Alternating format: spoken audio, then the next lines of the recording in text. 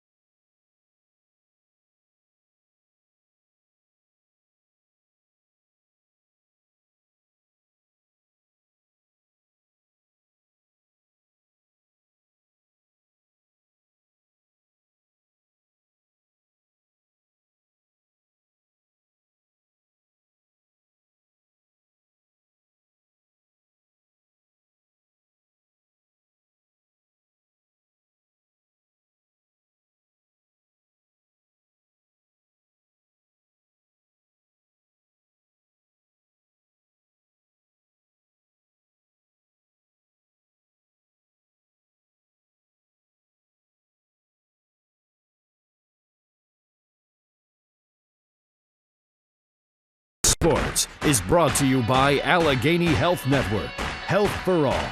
By Bordas & Bordas, official legal partners of the Pittsburgh Pirates. Visit bordaslaw.com. And by Day Automotive, we're gonna make your day. Let's go Bucks! And welcome back to Atlanta. You see Garrett Cole getting ready to start this one against the Braves, coming off that complete game victory and looking for win number 7 on the year. He'll be opposed by Mike Foltynewicz. The starting rotation as it looks right now: Garrett Cole tonight, Jeff Locke will go tomorrow, Ryan Vogelsong will pitch on Thursday.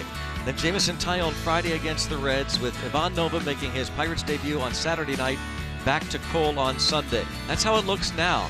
But Neil Huntington has said, in fact he said it on his radio show the other day, he doesn't like players looking over their shoulders, but the Pirates do have other options. So this will be a big start tomorrow night for Jeff Locke and a big start for Ryan Vogelsong on Thursday. Check out our Allegheny Health Network injury update, and you might have seen this play on Sunday, the collision. Keon Broxton and Josh Harrison. He got up and then goes down and missed the rest of the ball game, and he's still banged up a bit, so he's out of the lineup. Yeah, I don't think it's going to be too long. I definitely don't think it's a DL stint, but hopefully just the day-to-day thing. Maybe we'll see him as early as tomorrow. Let's go back to the Pittsburgh studio. Rob King has a game break for us.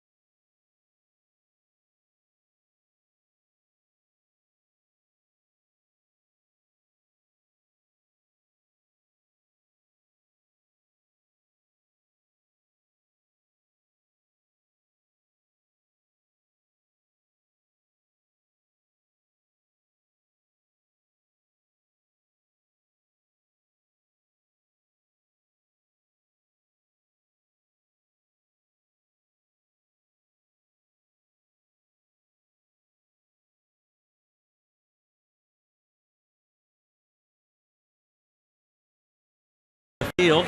And this is their last year here at Turner Field. Mike Foltynewicz leading his teammates onto the diamond. And Ivan Nova has joined the Pirates. New Bucco starter. He will make his Pirates debut on Saturday against the Cincinnati Reds at PNC Park. The big 6'4" right-hander John Jaso is ready to step into the batter's box. The rest of the RAV4 Pirates starting lineup has Gregory Polanco hitting second and Matt Joyce in left. 5 for 11 in 3 games against Atlanta earlier this year at PNC Park. Starling Marte hits cleanup, then it's Jung Ho Kang and Francisco Cervelli, with Adam Frazier getting to start at second, Jordy Mercer at short, Garrett Cole on the hill. And on the hill for the Braves, Mike Foltynewicz. His numbers 4-4, 4.30 ERA, 13 home runs allowed in 67 innings. He's pitched very well here at Turner Field. 5 starts, he's 1-0 with just a 2.83 ERA for the hard thrower. Some time on the disabled list for Foltynewicz this year. That's why he has made only 12 starts. John Jaso hoping to get that bat going again. His average has dipped below 260. And a strike is called from Angel Hernandez, the home plate umpire. 79 degrees at game time. Very pleasant evening, and there's that hard fastball, 96 miles an hour. The average is 95.4 miles per hour. Only 4 other pitchers who qualify have higher averages for their fastballs than Foltynewicz, and he just went to the heat and took care in a hurry of Jaso. Well, Jaso just said good stuff, but those pitches look pretty good. Let's look at the Honda defense. With Foltynewicz on the mound, AJ Pierzynski is his battery mate, as Gregory Polanco steps in, hitting .287 with 15 home runs and 56 runs batted in. Matt Kemp makes his Braves debut in left. Polanco tries to bunt for a hit. He homered in each of the last 2 games in Milwaukee.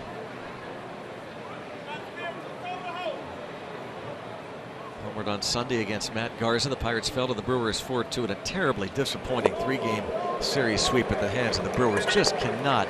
Now, all the talk about the trades that happened, the deadline, you can throw that all out the window, because the team that Clint Hurdle had 3 days ago, or the team that he has now, no disrespect, they've got to beat the Brewers. Fly ball to right. Markakis. 2 outs. Yeah, in that ballpark. Very just struggles continued this past weekend. 2 up and 2 down will bring up Matt Joyce. So Kemp again makes his debut in left. In center field, Ender Inciarte. Nick Markakis, you just saw him make the catch. Adonis Garcia is the third baseman, with Eric Ibar at short. Jace Peterson and Freddie Freeman on the right side. AJ Pierzynski behind the plate.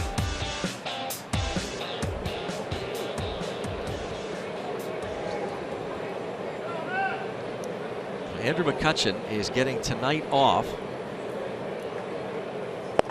which means because of the official day off yesterday here in Atlanta, that gives him 2 straight days. And we'll see what the Pirates decide to do the rest of this series with the lineup. Matt Joyce in the 3-hole and playing left field.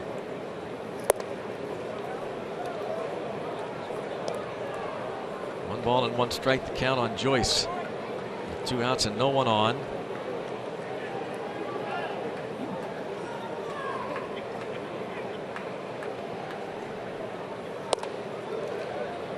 Go with that hard fastball from Foltynewicz. He'll also throw a slider, curveball, occasional change. Foltynewicz from Sterling, Illinois. First round pick of the Houston Astros 6 years ago, the 19th choice overall that year. And traded over to Atlanta before last season. And the deal that saw Evan Gattis and minor league pitcher James Hoyt go to Houston. And a very effective 1-2-3. for Fultonevich, striking out a couple. Garrett Cole will be coming to the mound.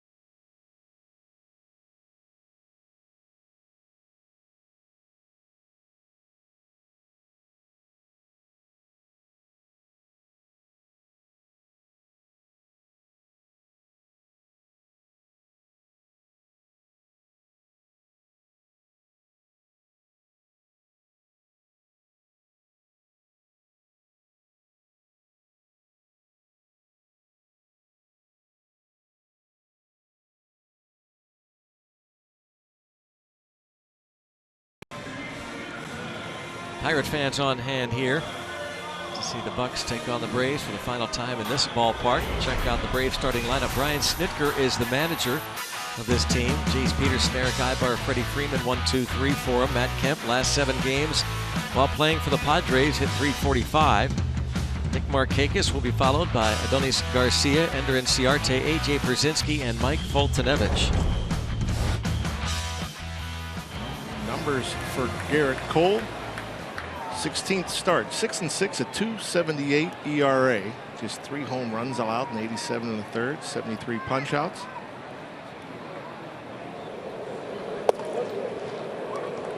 Strike on Jace Peterson.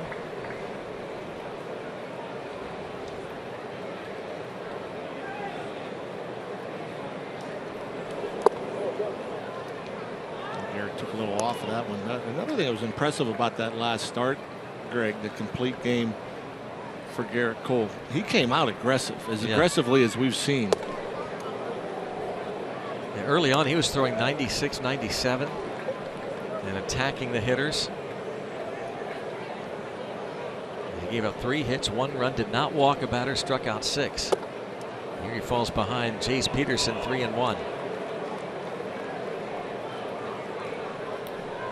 And I'm sure, I don't know, not being a pitcher obviously, but if sometimes pitchers just come out and they feel a little bit better, or if it's a game plan, or maybe the arm's just a little looser, feels a little better. But definitely didn't expect that from Garrett Cole early on. 5-pitch walk. Kind of crazy. Doesn't walk a batter in a complete game over Seattle, PNC Park, and the first hitter he faces here in Atlanta, he walks him. Now it's Eric Ibar. He did not pitch in any of the 4 games against the Braves earlier this year when they were at PNC Park in mid-May. Braves missed Cole in the rotation. And a pop-up. Jung Ho Kang. 1 out.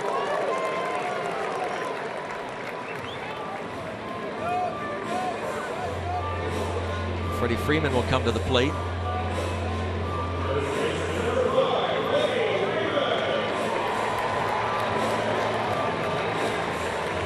Swinging a hot bat lately, batting over 400 his last 9 games.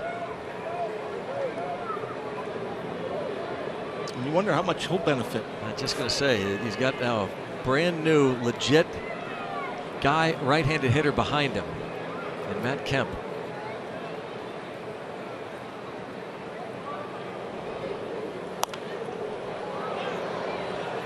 97 from Cole.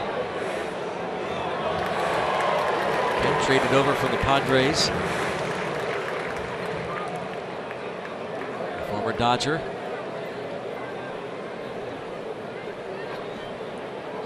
Cole's 4th career start versus Atlanta. He's 2-0 in 3 previous outings.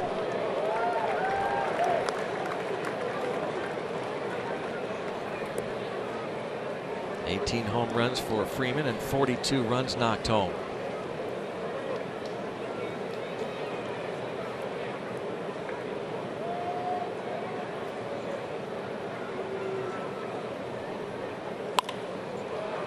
Pop up on the infield.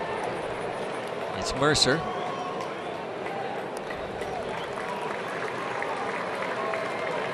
Two outs after the walk, and Matt Kemp.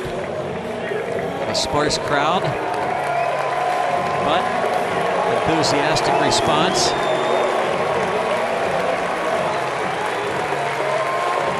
Kemp in a bit of an open letter to the fans of Atlanta and the Players Tribune. Professional athletes have an outlet on social media to tell their story. He had a lot of kind words to Braves fans. Said this is going to be fun. Grew up a Braves fan in Oklahoma. There goes the runner from first. And Frazier gets a glove on it, but it's a stolen base for Peterson, his 2nd in 6 attempts.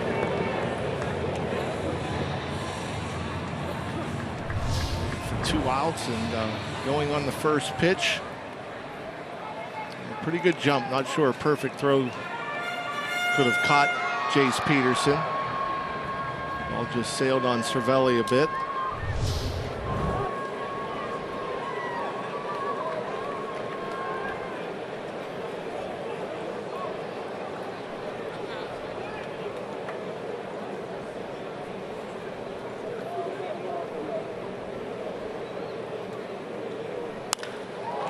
Fly ball to center. Starling Marte puts it away, and the walk does not hurt Cole. 1 inning down here at Atlanta. It's 0-0.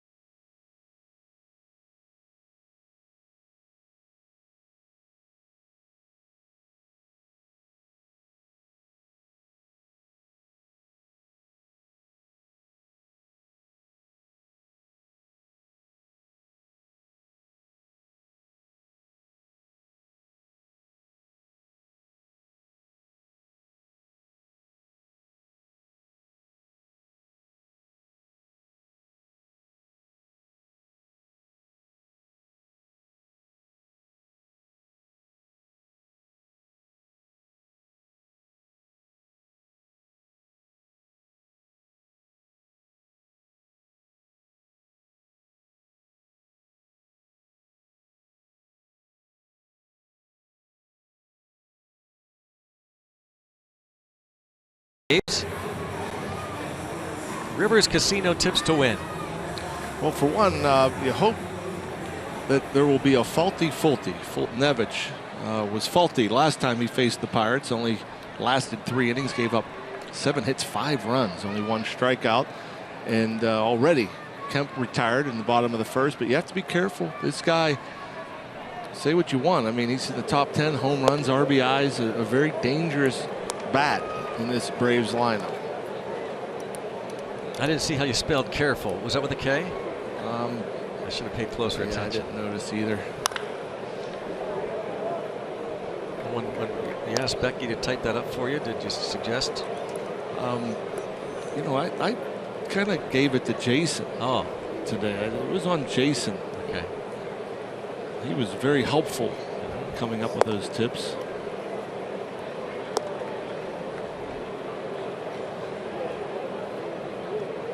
Not to suggest that Adam's not helpful with the tips normally. He's got these 3 games off. Adam Elmore, normally Jason Bob Steele is, producing. Bob is normally the helpful one. 2 balls, 2 strikes on Marte. 4th in the league in hitting. At .322.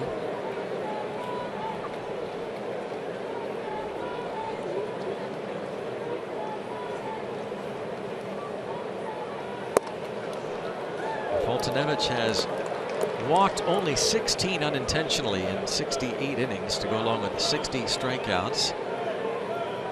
His last outing 5 days ago against the Twins in Minneapolis in an interleague matchup, he gave up 7 runs, 6 earned in 5 1/3 innings. And it remains 3-2 on Starling Marte. He had 5 hits in the series in Milwaukee.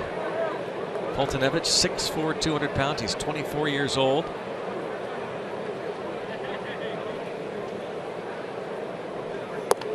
And there is a leadoff walk.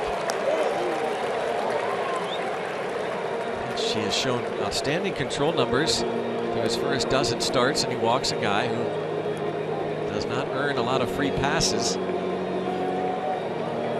Starling Marte and his 36 steals aboard.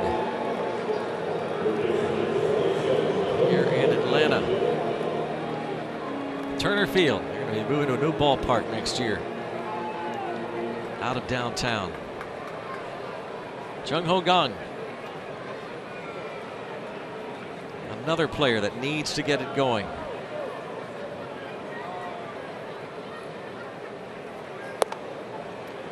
We've always talked about the great bat speed of Jung-Ho Kang, and such a good fastball hitter. And you would think against a guy like Foltynewicz with that big fastball that he would see some. He's hitting .174 over his last 46 at bats. No homers for Kang.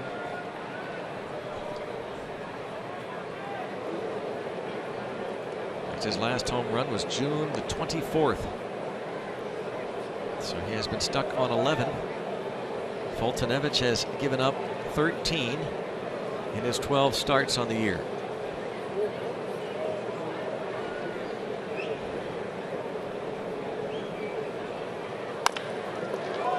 Be a double play ball, easy as you please. Peterson stepping on the bag and on to Freeman. It doesn't get easier than that. You have that base running threat, Marte at first base. I think you might be able to create an opportunity and get that routine 2-hopper right to the bag. Almost surprising that Marte didn't take off. That pitch to Kang looked as though he made a start but didn't feel good about the jump. But got a guy, an aging veteran behind the plate, A.J. Pierzynski. See if they don't take advantage of the veteran catcher. Marte with 36 steals, not able to make a move. Cervelli hitting .259. There's A.J. Pierzynski, going to turn 40 years old in December. And the Pirates backstop. Francisco Cervelli.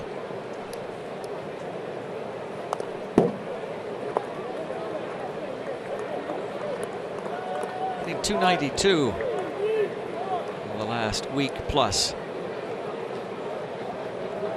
Not a lot of memories that stick out for the Pirates in general in this ballpark. This is only a 20-year-old stadium, Turner Field, but certainly Francisco Cervelli will forever remember this ballpark. June 24th, 2009, where he hit his first career home run. Pretty close pitch there at 98, just missing that outside edge. Well, the one thing we'll never forget about this ballpark. I think that, so if somebody says, what's the one game or one moment that stands out, how can it not be that play at home plate? Yep.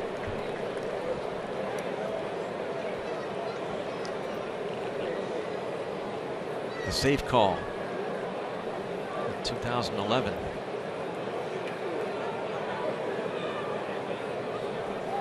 In the old ballpark, again, play at the another play at the plate. Yeah. lot of victories here. They moved from Fulton County in 1997 to Turner Field.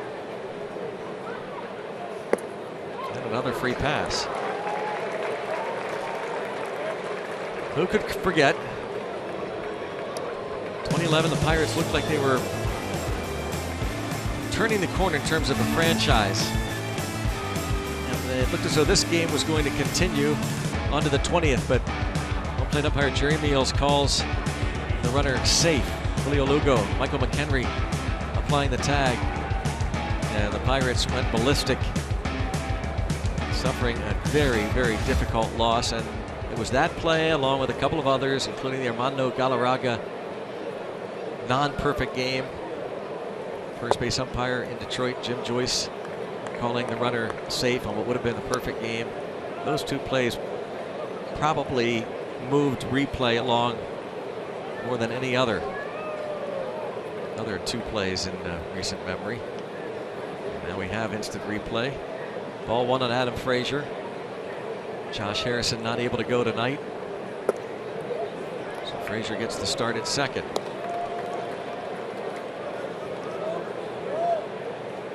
He's hitting .400 in his 6 big league starts. Angel Hernandez behind the plate. Will Little at first. Ted Barrett is the crew chief at second, and Lance Barksdale is at third.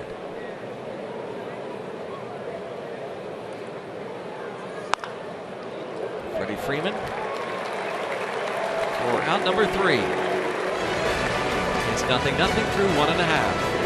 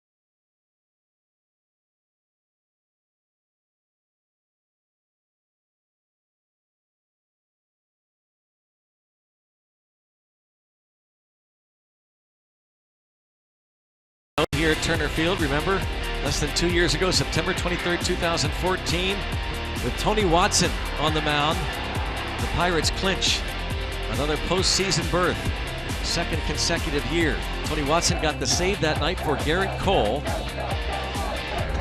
Starling Marte doubled in the go-ahead run. The Pirates were down 2-0 early to the Braves. Marte's double in the 6th inning gave Pittsburgh a 3-2 lead. They won it by that score. The Pirates clinching a second straight postseason berth. And Garrett Cole on the hill here tonight. And game 1 of this 3-game series will face Nick Markakis, veteran outfielder, hitting .265.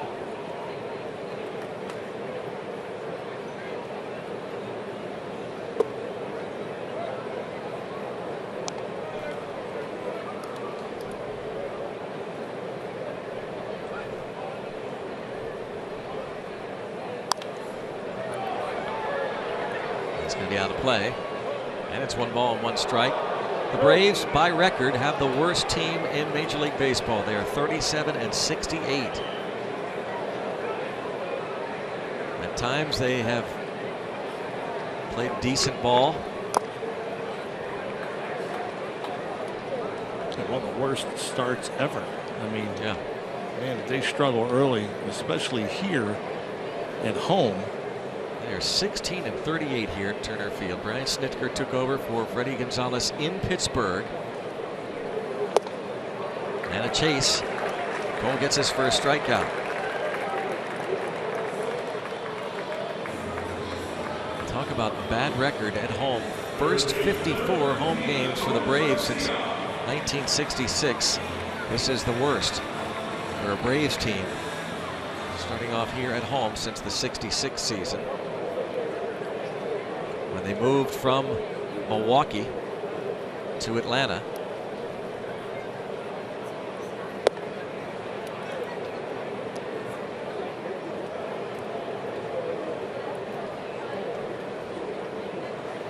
They are 7 and 16 against the National League Central. Pirates took 3 of 4 against the Braves when they were in Pittsburgh.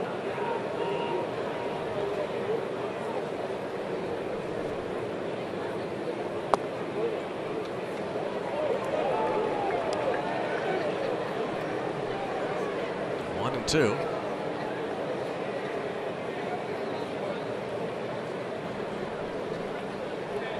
Adonis Garcia,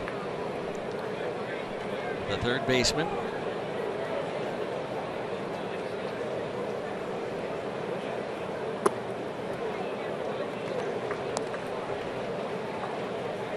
Not a bad slider right there from Garrett Cole. He thought he'd get the chase on that one. He threw it right where he wanted to, but good eye for Garcia.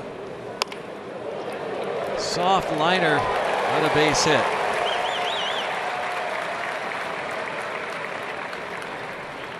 One out single for Garcia. Pirates are going to play these 3 games in Atlanta before heading home to Pittsburgh.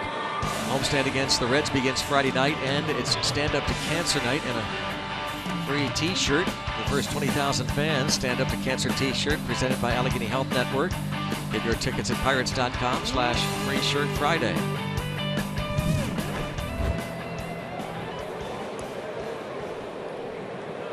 Ender Inciarte comes to the plate with a 12-game hitting streak.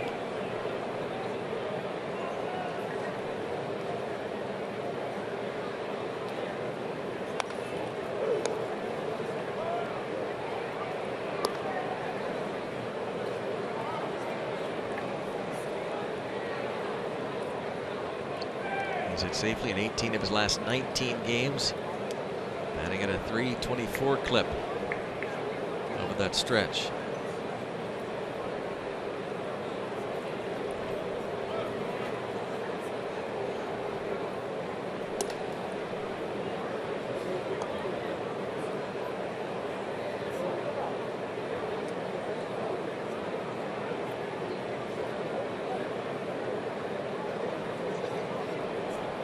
Came over the Shelby Miller deal with Arizona over the winter.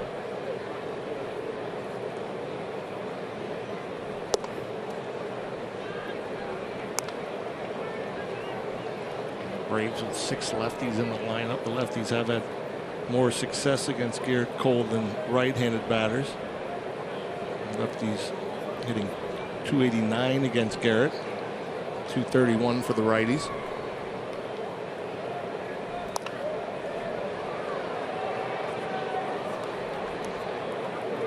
.97 again to Inciarte. Garrett Cole's 16th start of the year. There are those splits. Strikes out a lot more lefties though. Coming in, he struck out 43 lefties, just 30 righties, despite facing more right-handed batters.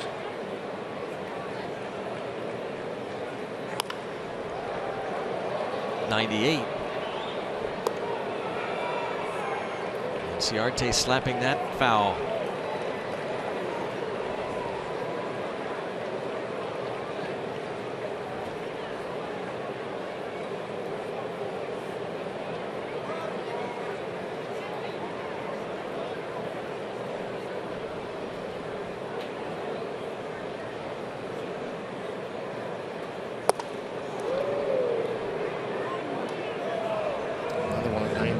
just looks so easy coming out of Garrett Cole's hand. I mean, it doesn't look like there's much effort. It just jumps out of his hand.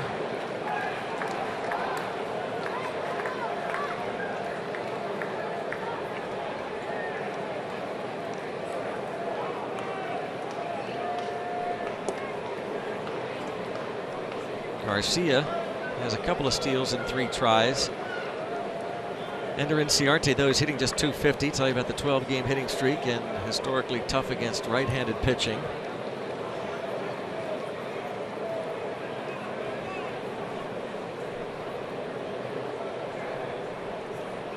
There goes the runner.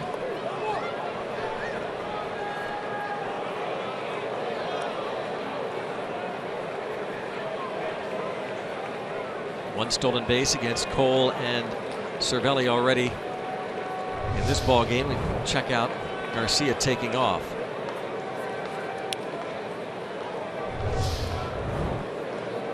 Cervelli has thrown out 25% of the runners this year trying to steal.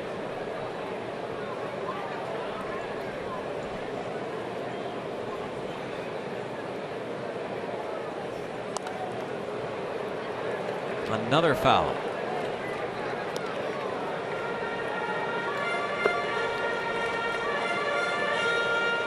Cole has struck out 74 on the year in 88 innings.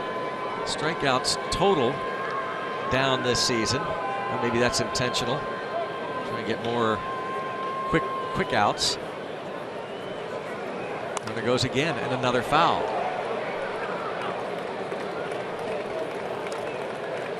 You can't get Inciarte either on a swing and a miss or putting a ball in play as Snitker goes through the signs.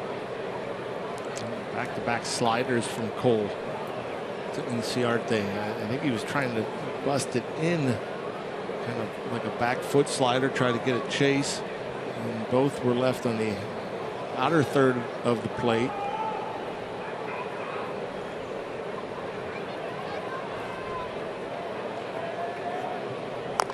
And there it is. I think that's where he was trying to go. Another slider. This one he did get inside. But another pitch wasted. A 9-pitch at bat for Ender Inciarte, and this one hurt. His last swing and foul. Cole spent some time on the disabled list this year, so he's making just his 16th start.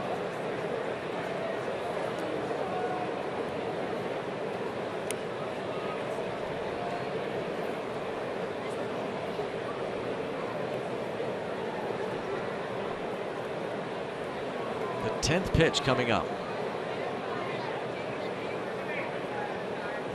And this one he drops into right field.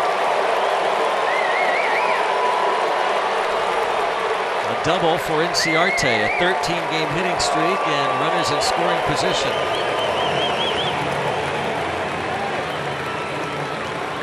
It's just a great at bat. Fighting off that fastball. And it's not a bad location as he's coming in right where he wants it. It's actually off the plate inside at 96 miles per hour. Littler guys seem to be shorter and quicker than the bigger guys, and you had to be short and quick to be able to force that ball down the right field line. The veteran A.J. Pierzynski with the infield back. It is with the exception of Jung Ho Kang. 1,929 games caught. Most among active backstops in his 17th season.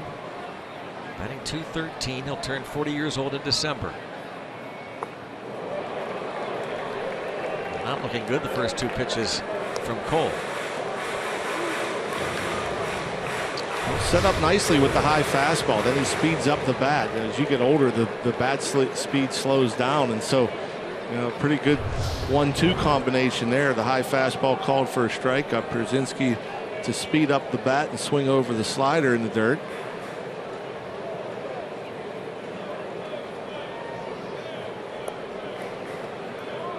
Looking for a strikeout now of the veteran Pierzynski, keeping those runners on base with the pitcher on deck.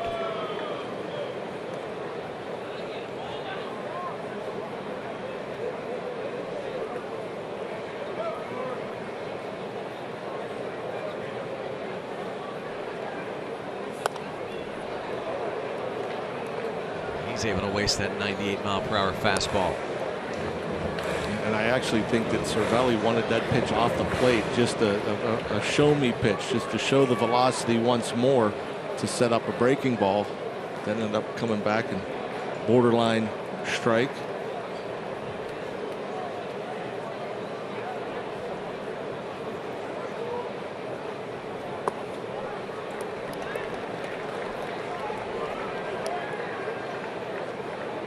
Second year with the Braves, Pierzynski.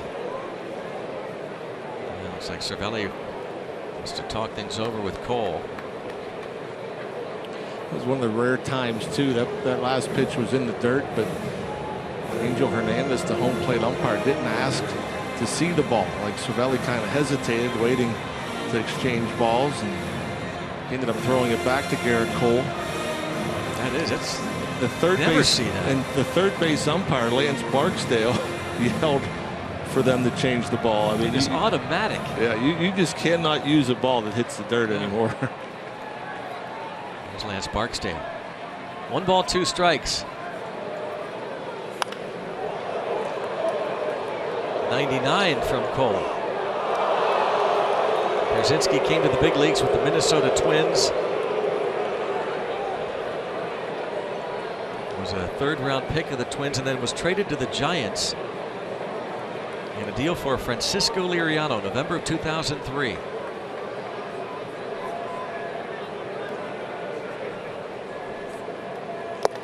Gets the strikeout, 25 pitches into this inning for the second out. And that's what Garrett Cole has the ability to do when he needs to make pitches, when he's in a bind, like this situation, 2nd and 3rd, less than 2 outs. You got a veteran up there. Garrett Cole has the stuff to turn it up a notch and get the strikeout when he needs it. Not out of the woods just yet, but a big second out by striking out Pierzynski. Here's the pitcher, Foltynewicz. And strike 1.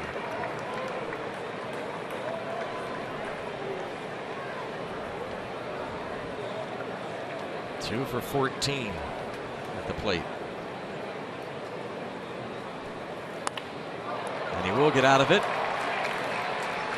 After the double by Inciarte, strikes out Pierzynski, gets his mound opponent to tap back to the hill. So it's 0-0 through 2.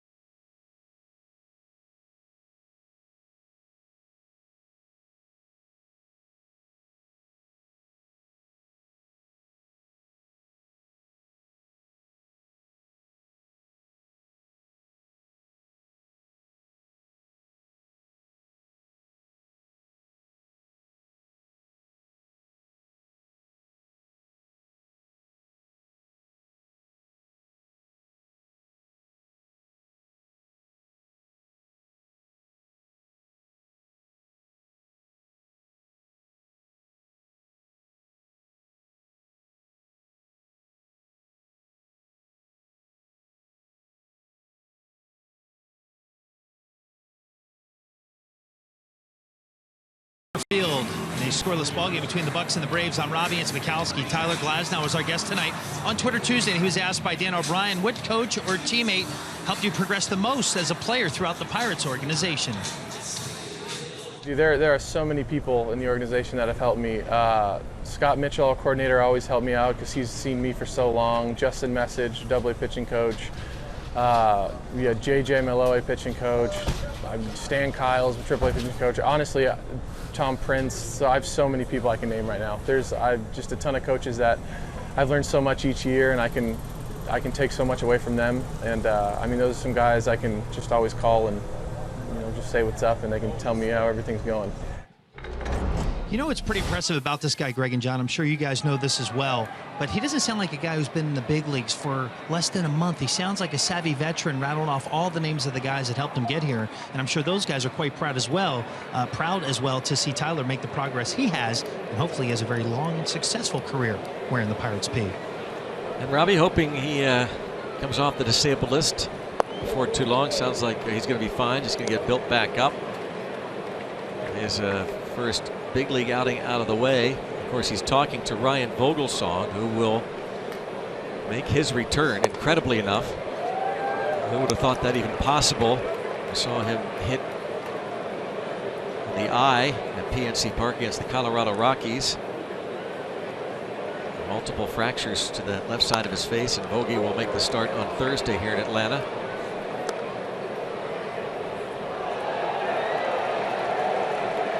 One ball, two strikes, Fultonevich facing Jordy Mercer.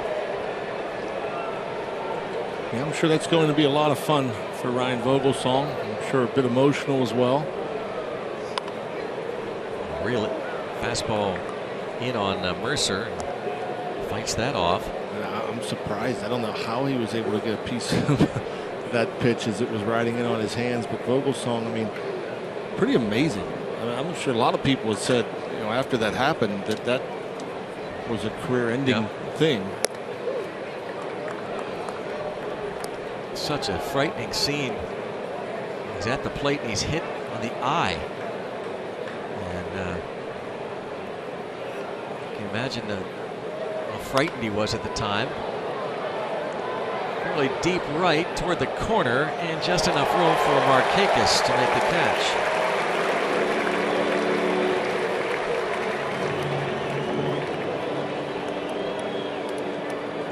Cole will be stepping to the plate. We flash back to that day, May 23rd at PNC Park. And again, you just can't imagine what's going through his mind. The first thing he thought he wasn't going to be able to see again. And that was a little touch and go, that left eye, when he got to Allegheny General Hospital. Took some time before cleared that hurdle. A couple days later, showed up at the Pirate clubhouse, determined to return, and once the swelling went down, had the surgery.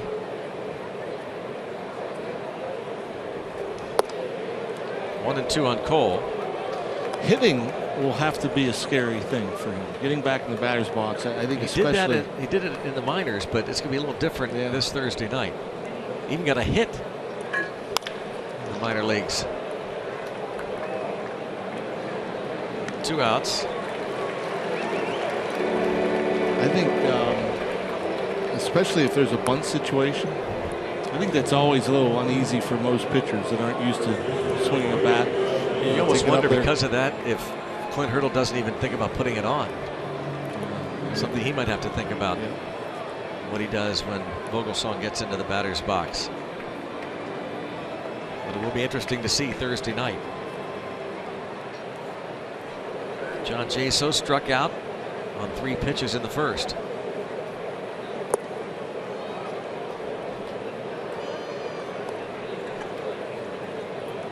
Fultonevich allowing 2 base runners. The first 9 men in the order. A walk to Marte, a walk to Cervelli.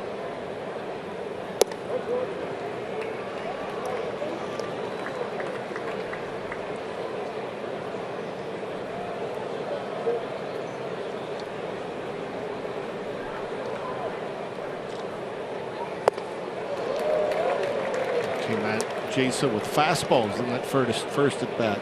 Curveball and 2 changeups here. And this changeup left up, out over, but Jaso too quick.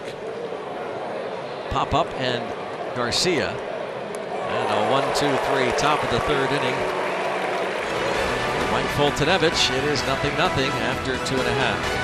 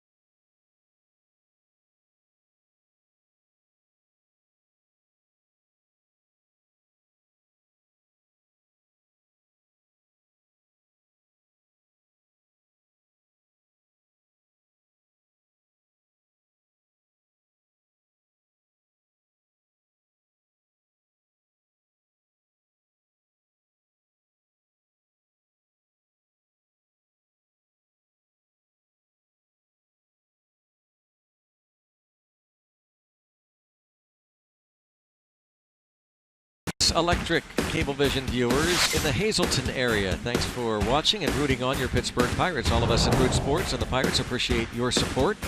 Hazleton, south of Scranton-Wilkes-Barre. Here we are in Atlanta, the first of 3 with the Braves. And top of the order, Jace Peterson for Atlanta against Garrett Cole. He walked his first time, and this fouled off into the seats.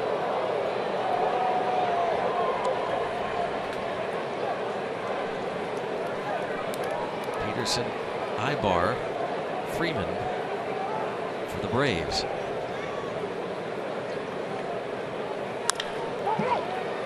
There's Frazier over, far to his left. Easy toss. Cole looking for a quicker inning, a long extended second frame. You see he's at the 40 pitch mark. He was so efficient in that complete game victory, a 27 pitch second inning. His last start going 9 innings, under 100 pitches, 93 pitches. And that complete game over Seattle. And we'd like to get the quick, efficient innings here tonight, too. Hot and muggy here in Atlanta.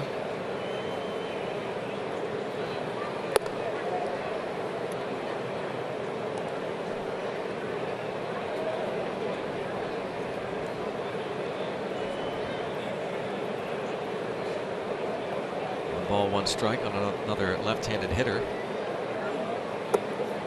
Did a great job against a stacked lineup of Mariners. There's a strike on the appeal. Scott Service, the manager of the Mariners, put 7 left-handed batters in the lineup against Cole last Wednesday night. On the appeal, Lance Barksdale said Ibar offered, but he allowed just 3 hits against all those lefties. What a great defensive game that was, too, though. I mean, he'll tell you that there was some plays made behind him. Several gems. Mercer and Harrison and Sean Rodriguez made a couple of fabulous plays. And Cole and David Freese combined on a sparkling play.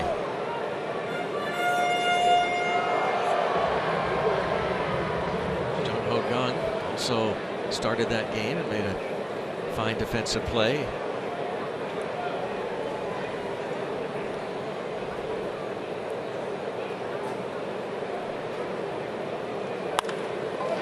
No chance to get that one. Just inside the third base bag for Ibar, who's headed to second and will be there with a double.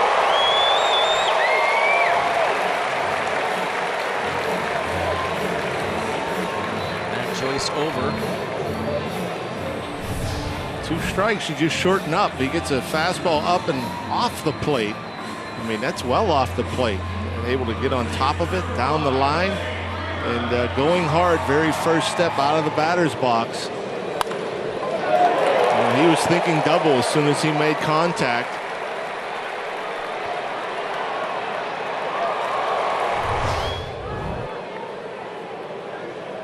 Twelfth double of the year for Eric Ibar. Second double of the game for Atlanta. And here is Freddie Freeman. There's always a doubles threat.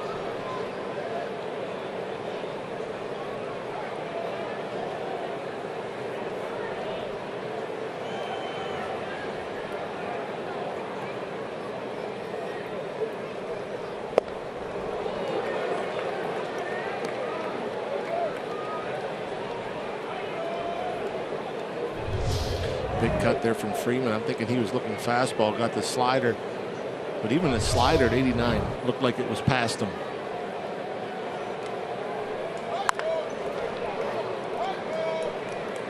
Oh, 0-2 now. Freddie Freeman, second round pick in 2007. Great defensive first baseman. Put some strong offensive numbers, drove in 109 runs 3 years ago.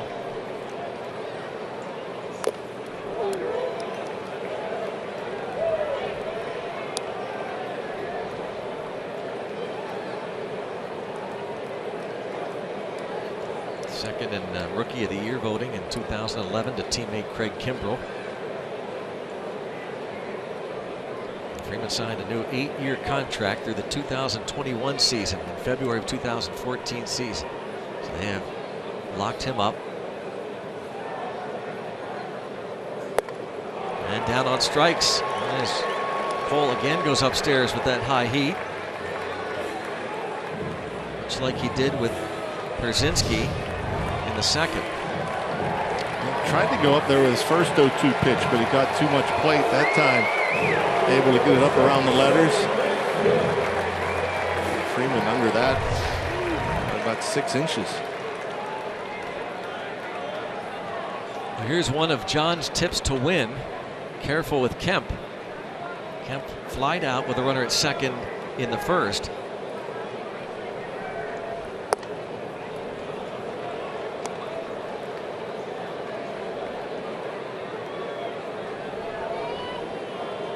Seven homers since the All-Star break. He's 8th in the league in the long ball department with 23. He's tied for 6th with 69 RBIs.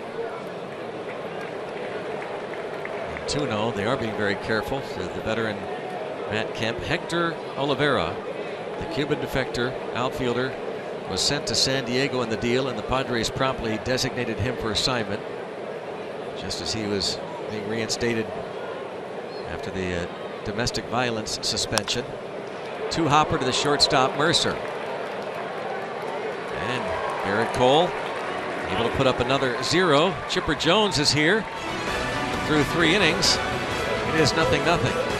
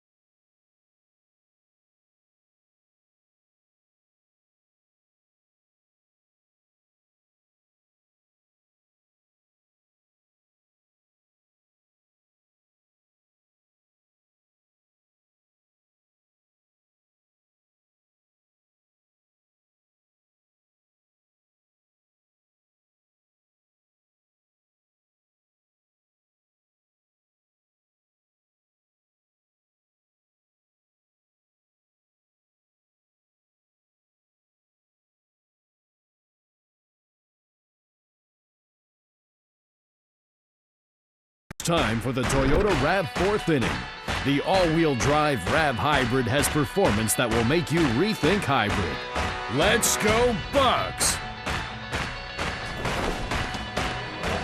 Buccos and the Braves scoreless here in Atlanta.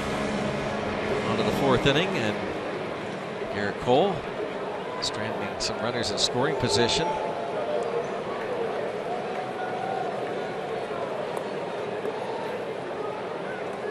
Foltynewicz faces Gregory Polanco.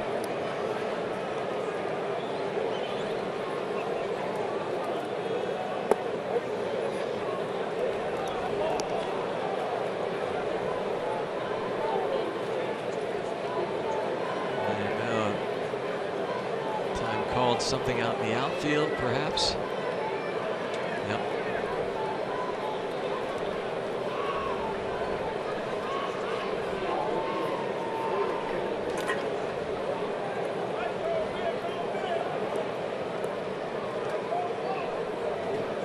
Polanco homered off of Foltynewicz at PNC Park. One of the 13 dingers that this starter has given up this season. He hit a 2-run homer, the second inning off of him.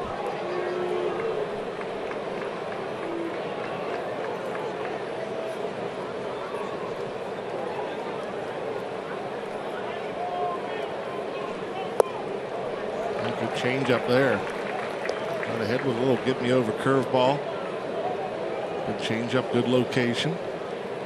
18 games last year, 15 starts, a 5.71 ERA. His first year with the Braves organization for Foltynewicz.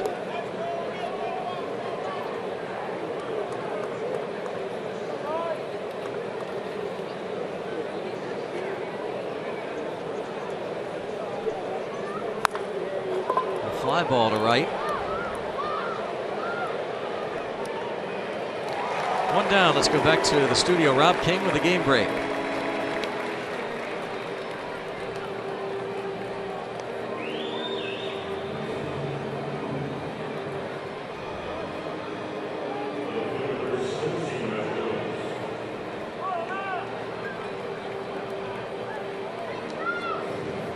Rob, thanks. It's a bit of a stunner.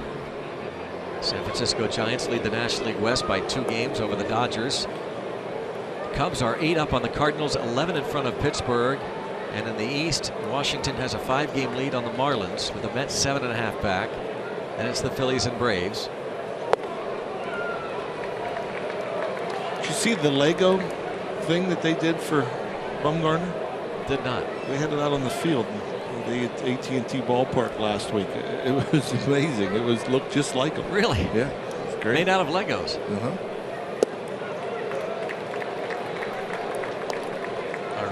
Producer Jason Steele said it weighed 180 pounds of Legos. Yeah. Wow. Gosh. Pretty impressive, huh? Yeah, that's pretty neat.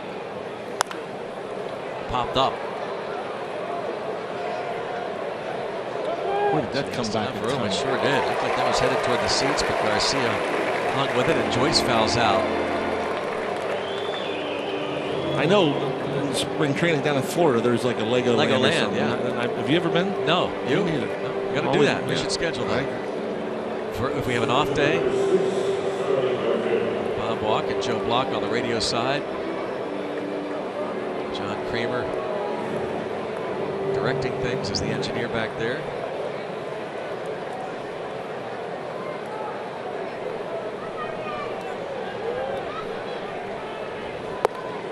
Starling Marte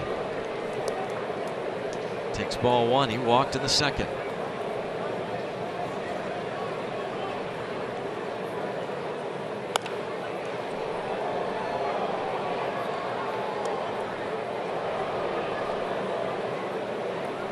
One ball, one strike.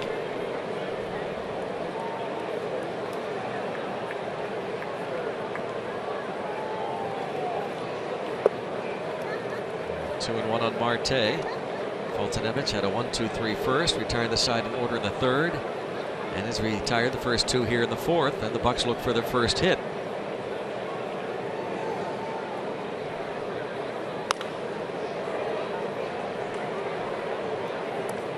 Two and two. Marte a little out in front. Slider. We've seen all 4 pitches from Foltynewicz. Marte has himself a little 7-game hitting streak.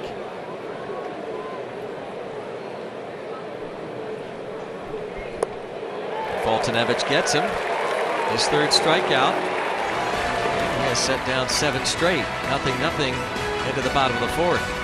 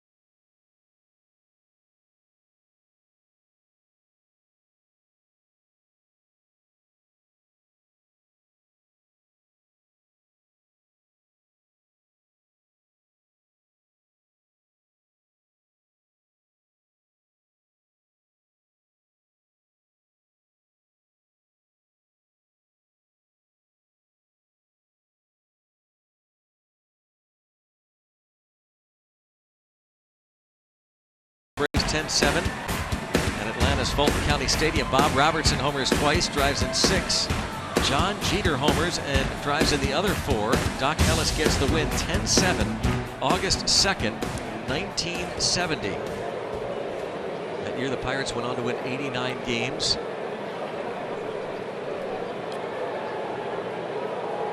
was on this date in 1970 that they beat it. Oh no, they're not. They're here again. Crazy man. TJM, the Joe Manetta, and Rick Saflinski. Another road trip for the boys. Cowboy hat and the sunglasses. What costume are they going to wear next? Good question. Roller to Adam Frazier. Nick Markakis is a quick out.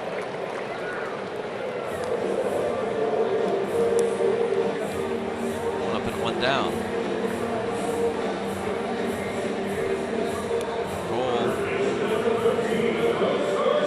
Stranded 4 base runners, has struck out 3.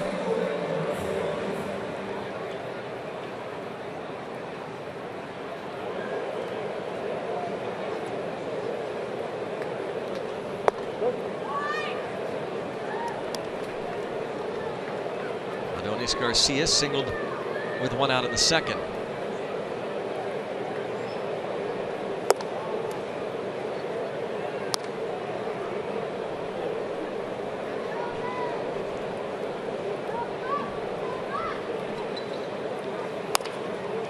Cole will make this play. 2 up and 2 down, and brings up Ender and Ciarte. Point Park University tweet. Giants tweeted this out. There is that Lego you're talking about, that Lego statue of Madison Bumgarner. That is phenomenal.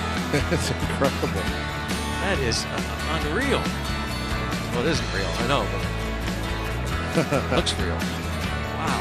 It almost looks like a computer game. Yes.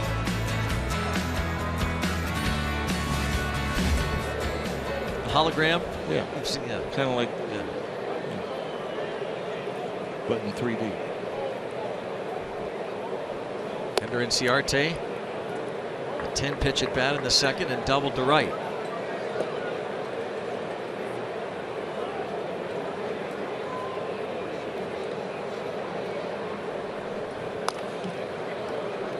And 1 ball, 1 strike.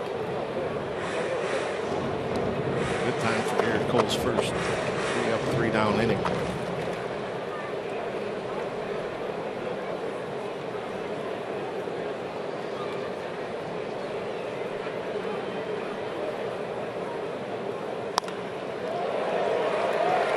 Boy, Ciarte again doesn't hit it all that hard, but just enough. Eluding Mercer. Too shallow for the outfield. A 2-out single. And again, the short, quick swing. Similar pitch to the double that he hit back in the 2nd inning. He went inside, right on the edge, and fights it off. Doesn't get barreled to it. Down off the label. And expect him to go.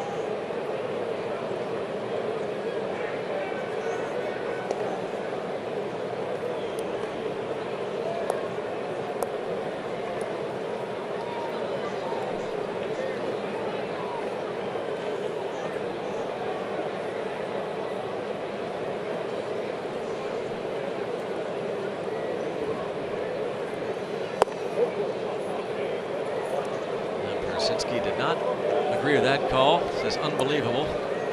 Strike on the veteran backstop.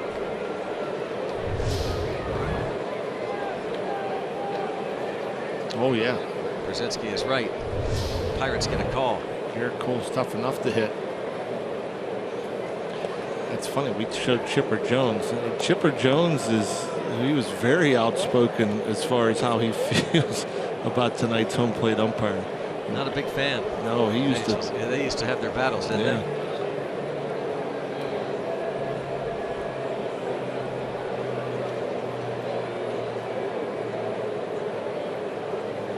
Convinced Ciarte is going to go. He has 11 steals, caught 3 times. And Chipper Jones a few years ago said he wasn't going to watch any games umpired by Angel Hernandez.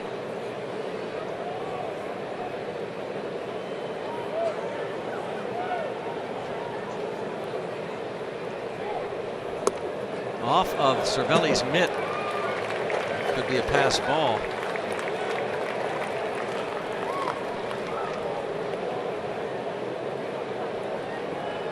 And it is. Having to reach, set up on the outside part of the plate. Garrett yanked it, pulled it off the inside edge.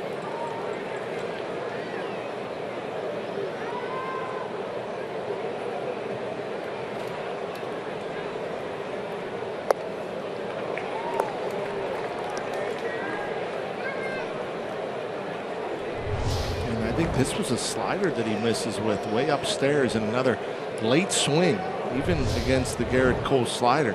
Pierzynski late pulling the trigger.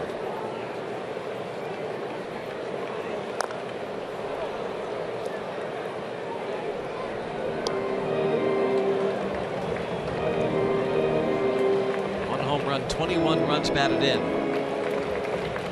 on the season for Pierzynski in his second season with the Braves. 4 years with the Twins, a year with the Giants, 8 seasons with White Sox. Spent a year with the White Sox, the Texas Rangers in 2013, and the Red Sox and Cardinals.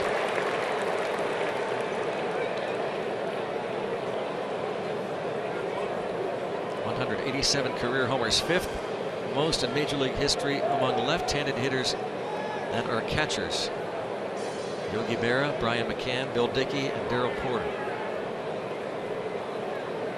Ahead of Pierzynski in the home run department.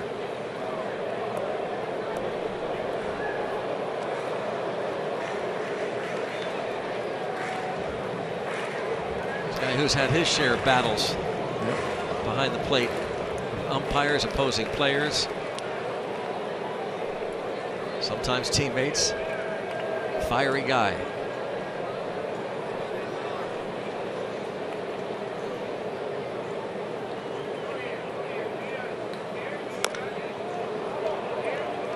Fights that one off and rolls it off of his foot.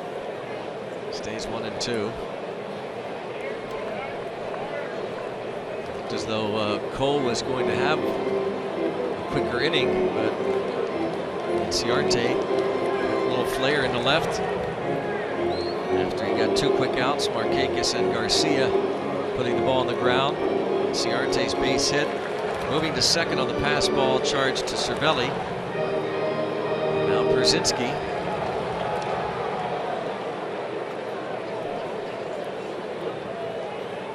This will be the 8th pitch of this at bat.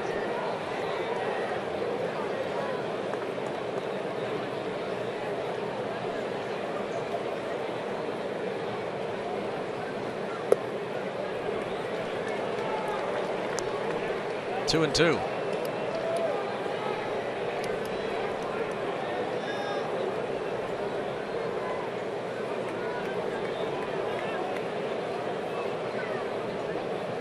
Pitcher on deck.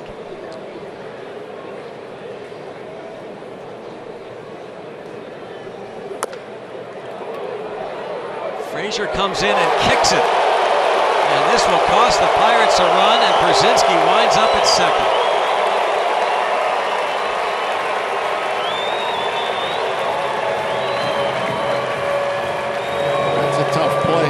And I was about to say before that last pitch that you didn't have to throw Pierzynski a strike and try to get him again to strike out and maybe a pitch out of the zone with the pitcher Fultonevich on deck.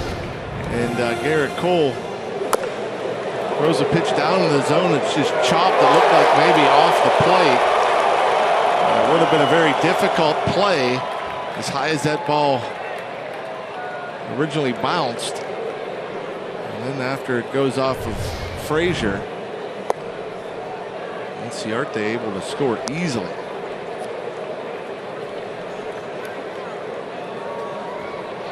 They're going to score that a double?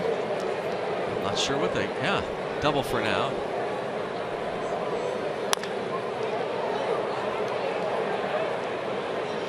Fultonevich is retired, but he now has a 1-0 lead.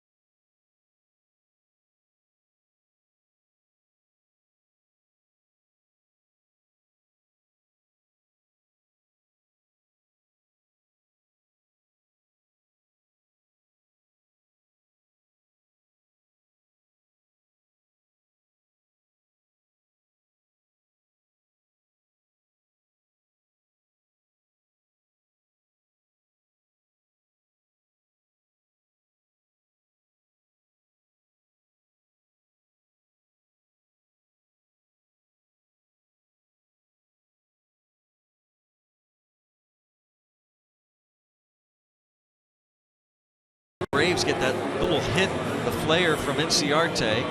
He moves to second on the pass ball, and then this chopper, Pierzynski, he's almost 40 years old, and he just doesn't run all that well. You think John, maybe a more experienced player, knows that, and maybe Frazier can back up, take that last hop, perhaps.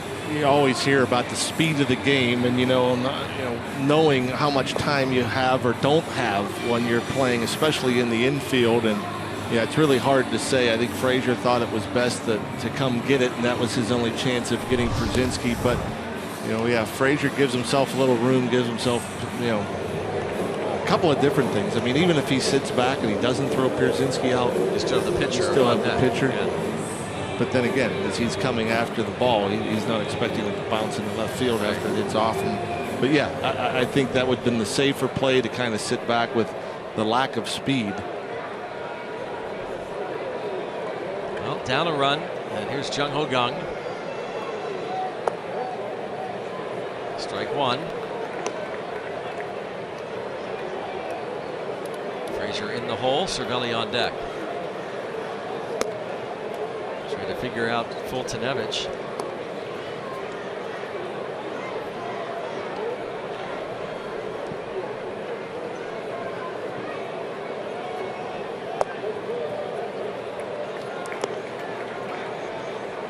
Earlier last month, Fultonevich pitched 7 shutout innings against the Chicago White Sox, July the 10th. 5 hits, no walks, struck out 10.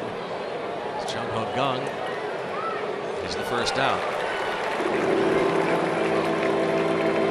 Barrel Automotive League leaders, the lowest opponent's batting average against at home in the National League. Look where Fultonevich is, behind only Clayton Kershaw of the Dodgers and at Dodger Stadium. Vince Velasquez having a fine rookie year with the Phillies. Madison Bumgarner with the Giants in San Francisco, and Fultonevich here along with Max Scherzer at Nationals Park. He really has done quite a job here at Turner Field. A 2.83 ERA in 5 starts here in Atlanta. Strike one on Cervelli. So hard to figure. You see that with so many pitchers, the splits. And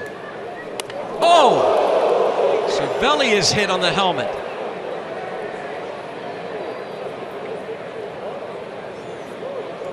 Good news, it was a breaking ball. It was not a fastball.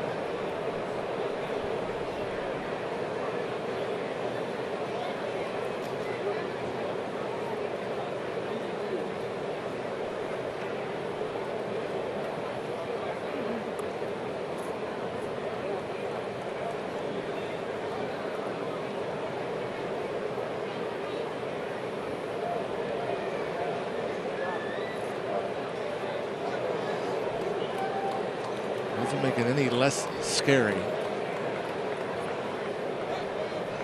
Ryan Vogelsong certainly knows. Cervelli answering all the questions from head trainer Todd Tomczyk. Good to see him smile and get up and stay in this ball game. What a relief that is to see. Fultonevich obviously upset with himself.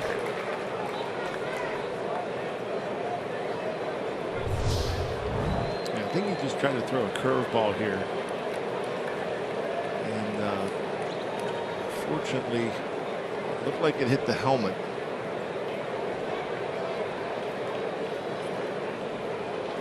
I just can't, John, imagine what that feeling must be like to see that. I don't care if it's a fastball, Yeah, whatever it is. I know. It's coming right at your head. Exactly, and yeah, that looked like it hit the ear flap. Man. Maybe the reaction of the fans might have seen that. The woman in that front row and her children reacting. Freddie Freeman checking out Cervelli. It's fortunate it never got hit in the head or helmet even. Do you remember anything close like that? No.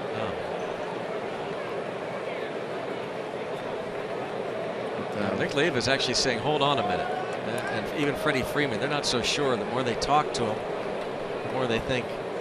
Leiva is saying, don't risk it. If you're not completely with it, don't be a hero here. And Leiva's waving back, Todd Tomczyk and Clint Hurdle.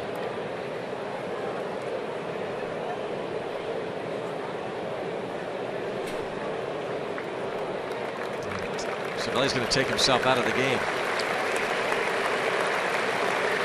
Fryer's going to pitch run and stay in the game to catch.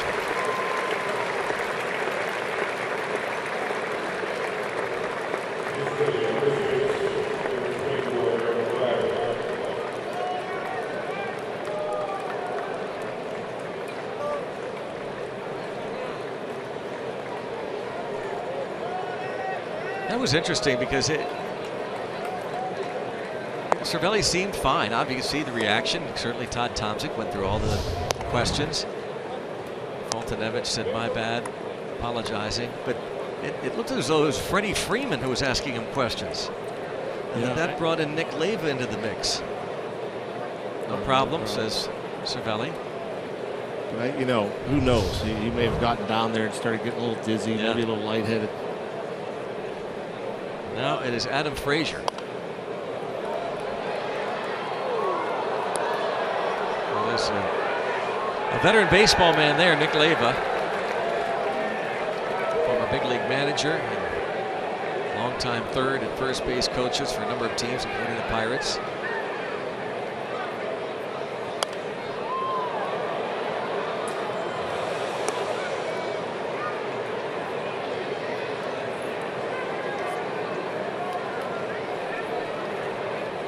Frazier bounced to Freeman in the second.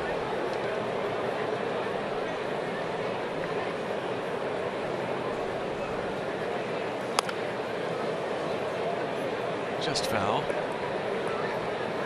Frazier playing second base tonight. Josh Harrison still banged up, had that collision at first base with Keon Broxton on Sunday.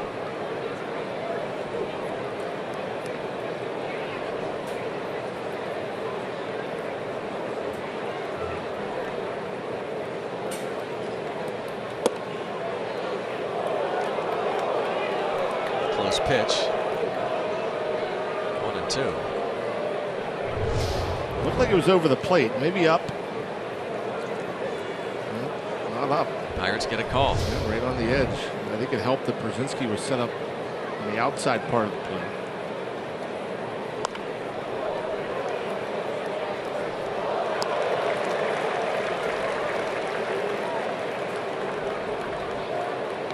I don't know if statistics would back this up. It seems like maybe it's because the Pirates have been involved a lot, that more players have been hit on the helmet this year, on the face, than I can ever remember at the plate. I think it was it twice in one game, Caminero on the mound? Yeah.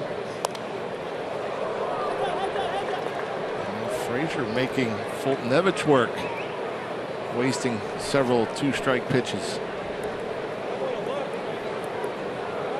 You know, we say it more and more, and it seems like, again, I don't know if it's, you talk about deception and, you know, pitchers that have pitches that look like they're harder than the velocity would suggest. And a lot of that is because of those pitches being harder to pick up.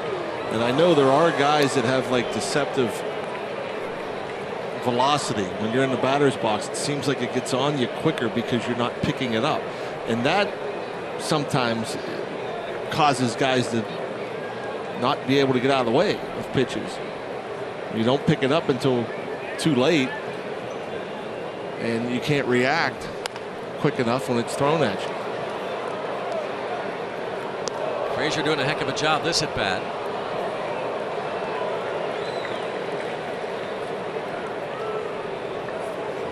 Caminero had that ball game against Arizona earlier this year. Ball got away from him a couple of times.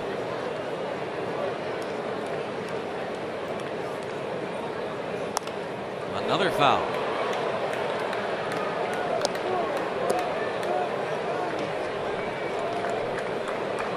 A 9-pitch at bat so far. It was 0-2, 2 pitches into this at bat. Frazier fouled off a pitch, then took ball 1 and has fouled off a handful since.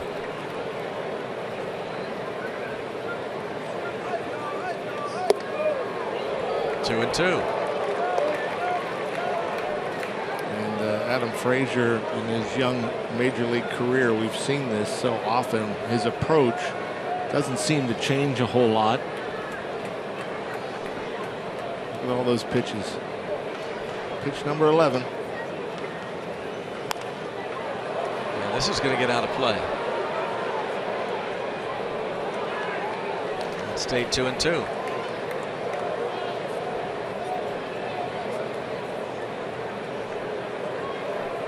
Fultonevich has been, for the most part, breezing until this at bat against Frazier. After he hit Cervelli with a breaking ball on the helmet, Eric Fryer pinch running. Pirates still look for their first hit of the game. 3 men have reached, aside from Cervelli. A walk to the Pirates starting catcher, and Marte walked. Wow. This is sensational. 3-2. And you know, way too early to sit here and start talking about no-hitter and whether or not Fultonevich could stay in if he does continue to no-hit the Pirates. But this at bat alone is going to cost him an inning. Yeah. You know? Look at that. Here's the 13th pitch of this at bat. And ripped into right field by Adam Frazier. Frazier trying for second. And safe for Frazier. What an at bat.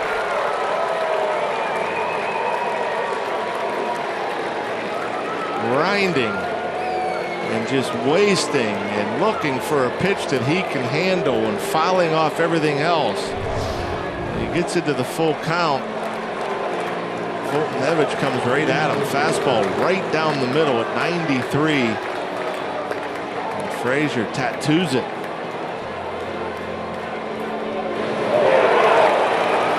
And then doesn't settle for the hit. He hustles into second. Just beats the throw. I thought for a moment there with that throw going into second, Fryer moving on the pitch, thought maybe Rick Sofield would think about sending Fryer all the way. Infield back for Mercer. 13 pitch at bat for Adam Frazier. You might want to put a circle around that at bat.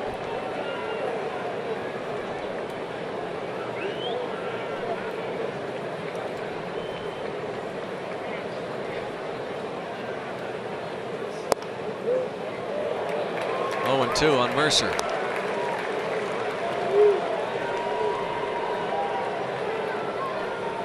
Mercer had 7 hits in the 4-game series against the Braves back in May. Now has an 11-game hitting streak against the Braves. It's the longest by a Pirate against Atlanta since Bobby Bonilla in the early 90s.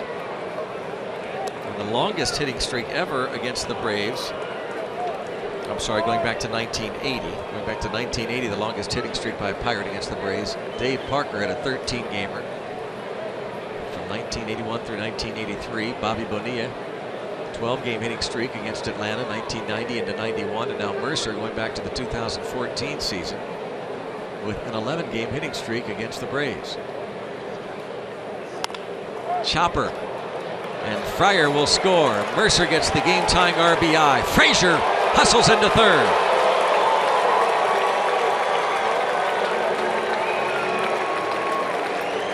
Good at bat for Jordy Mercer there with 2 strikes, just putting the ball in play.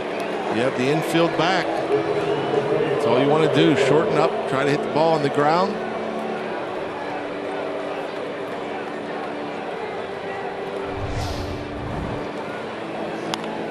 And you see Fryer moving on contact. I don't know that there's a faster catcher in baseball than Eric Fryer. He can, catcher or not, he can run. Pinch running for Cervelli. He scores on the Mercer ground out and tied at 1. Frazier's double, first hit of the night for the Pirates, set the stage.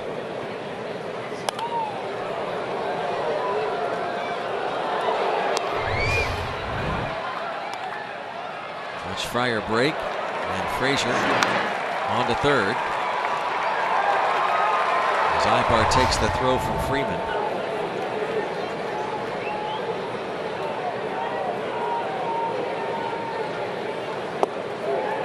Foltynewicz strikes out Garrett Cole. But it's a tie game at the halfway mark in Atlanta.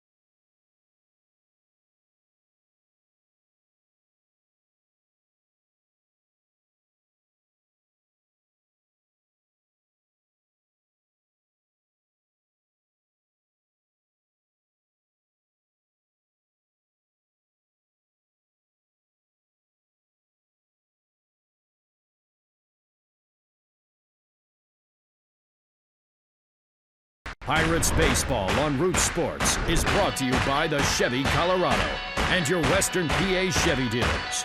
And by Barrel. Our service centers are now open evenings and weekends. Visit barrelservice.com for more. Let's go Bucks! 1-1 Adam Frazier, that 13-pitch at bat, resulting in a double. And setting the stage for the game-tying run, Eric Fryer, who scored it. Pinch ran for Francisco Cervelli, and he stays in the game, now catching Garrett Cole.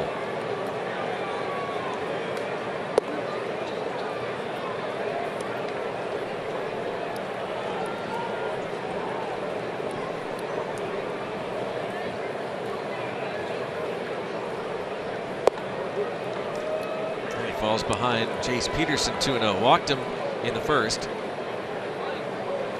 Got him to bounce to Frazier in the second at bat, in the third inning.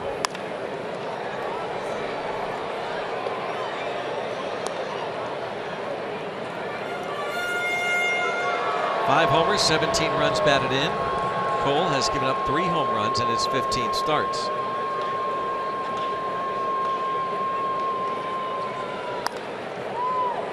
Popped up. Long run for Joyce and Gong, and it's about 3 rows back.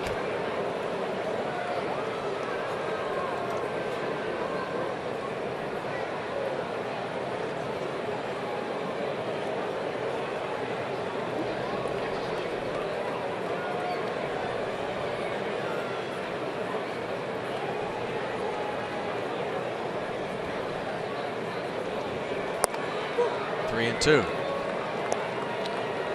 Garrett Cole a little frustrated with that last slider. That's a pitch he really hasn't had great command of tonight.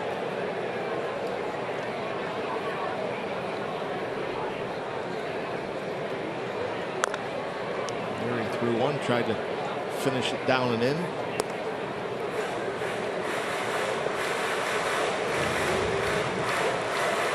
Facing a Braves offense that ranks last in the league in runs scored. 3 teams have a lower batting average collectively. But a leadoff hit for Peterson.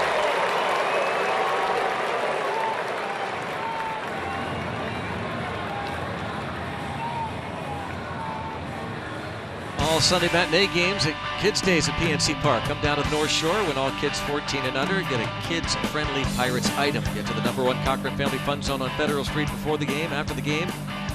Kids Run the Bases, courtesy of the original Pizza Logs. For tickets, go to pirates.com. Bucks are back home this Sunday against the Reds. And Garrett Cole scheduled to make that start.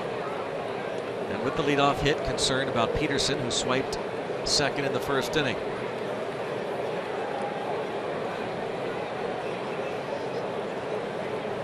Ibar, soft double inside the third base bag his last time up.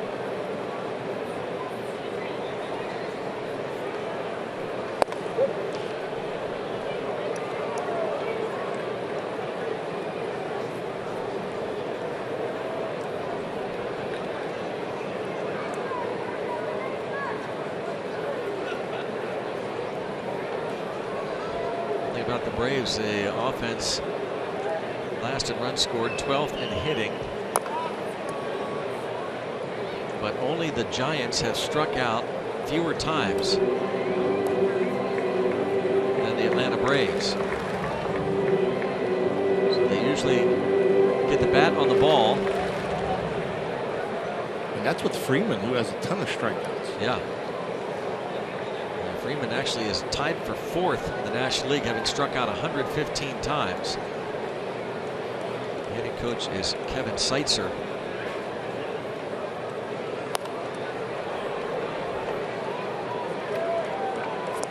The teams that don't strike out a lot can frustrate me. We've seen a lot of it tonight. Foul balls, wasting pitches, making Garrett Cole work.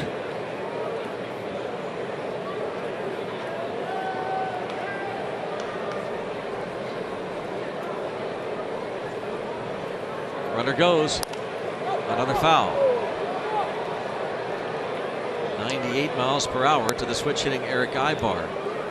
Ibar hitting .233 from the left side, .205 as a right-handed hitter. And you see the 83 pitches thrown by Garrett Cole. He's retired 15 batters. It took him 93 pitches to retire 27.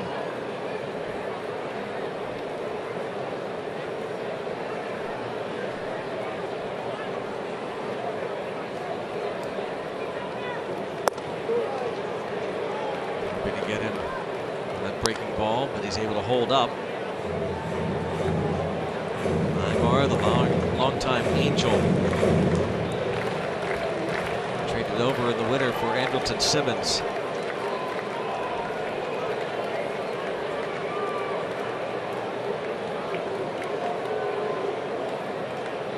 Runner goes again.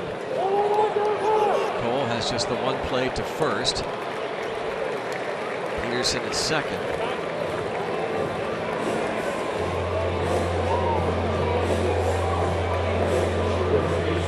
Ibar bounces back to the mound on the plate. Peterson reaches second base, brings up Freddie Freeman, and then Matt Kemp.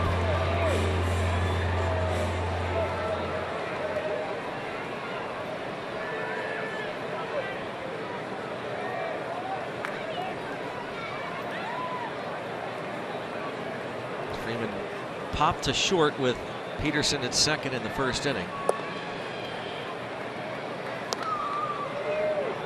Cole struck him out in the third with Ibar at second and one out.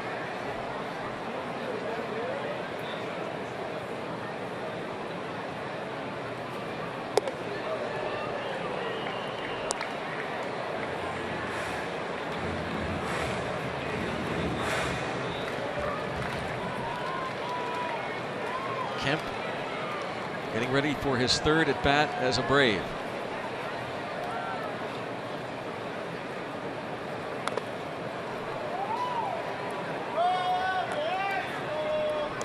Two and one.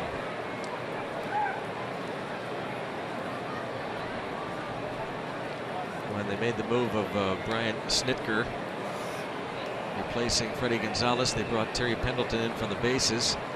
He's now on the bench. Moving to the bench coach role. Fryer able to keep that there.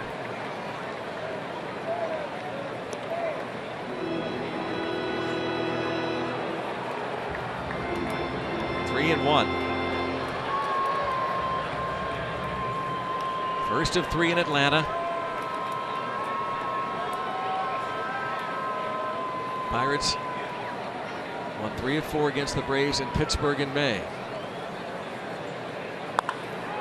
Fouled off.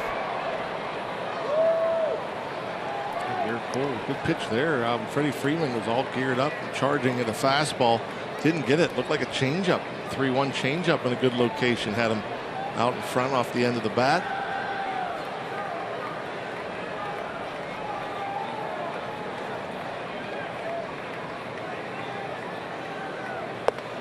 And he gets Freeman for a second time. 2 outs.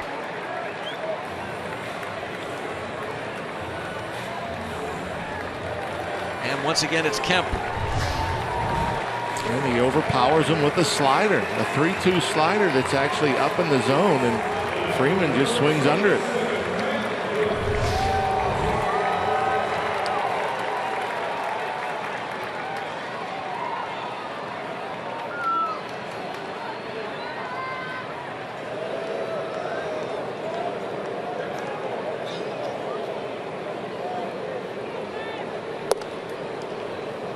Ball 1 on Kemp.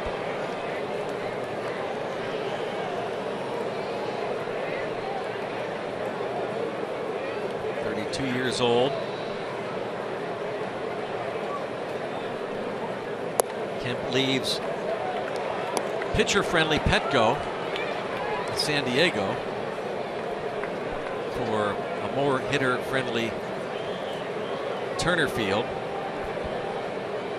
And the new ballpark, SunTrust Park, which will open up next year, supposedly going to be a little bit more hitter-friendly. And now it is 3-0. What's interesting about this ballpark, compared to Milwaukee, where we just left, the dimensions aren't that much different. This park looks twice the size. Yeah, it does. We've talked about that in Milwaukee. I don't know whether it's because even when the roof is open, you feel somewhat enclosed, but it looks like such a tiny ballpark, and this one looks gigantic. Now the gaps here are a little bit deeper, but down the lines in center field, it's about the same. 8-foot-high, 8-foot-4-inch high walls all the way across. And at SunTrust, the wall is going to be 6 foot high down the line and left. 8 feet 8 inches from left center to center, and then 16 feet high in right field. And ball 4. Bring up Nick Markakis. Take a look at the construction underway in Cobb County, about 10 miles from downtown. The new ballpark cost some $672 million, 42,000 seats. They're going to relocate outside Atlanta for the first time since they moved from Milwaukee in 1966. And after the final out, they are going to continue the countdown on the wall with 27 when it becomes official. This game will mark 26 once this half inning is complete. They'll take down that number. Matt Kemp, who just walked, talked about not only coming to the Braves for the remainder of this year, but then next year moving to the new ballpark. Yeah, I think it's bittersweet, but I saw the dimensions of the new ballpark in the pictures, and it looks beautiful. And I think there's a lot of people in Atlanta that are excited about that. And you go to the old and out with the new, and I think a lot of people around here are excited about it.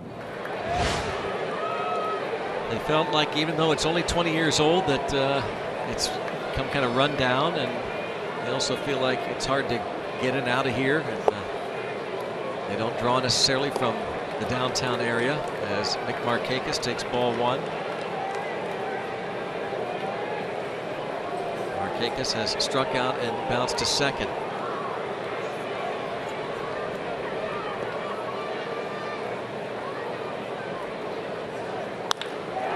It to right field.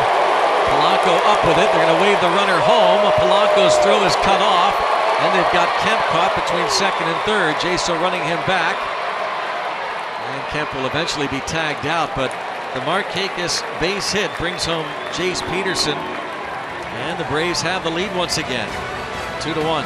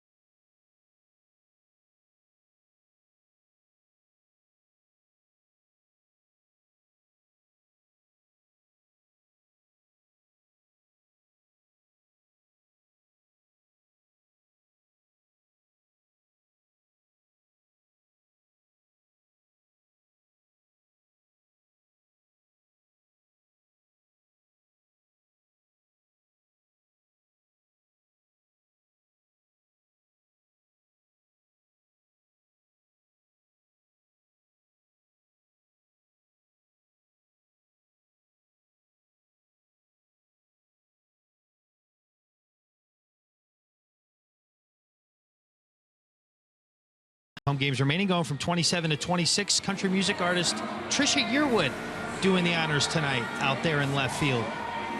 As Turner Field will come to a conclusion after 20 seasons, that Greg mentioned. And Matt Kemp a second ago was talking about that. Matt Kemp endured a somewhat tumultuous time on the West Coast in his career with the Dodgers and the San Diego Padres. And Greg, you referred earlier to that letter in the Players Tribune. He expressed his happiness to play for the, quote, hometown team as he grew up in Oklahoma.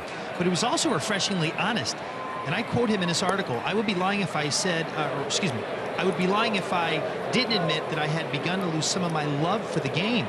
He mentioned the Hollywood lifestyle and the big contract tarnishing a reputation that he worked extremely hard to rebuild. So here he is with a new start and a new uniform and a team with the team he grew up dreaming of wearing. So we'll see how things shake out for Matt Kemp, but refreshingly honest in his comments since coming to the Braves. Certainly tried to convince Braves fans that this is absolutely where he wanted to be.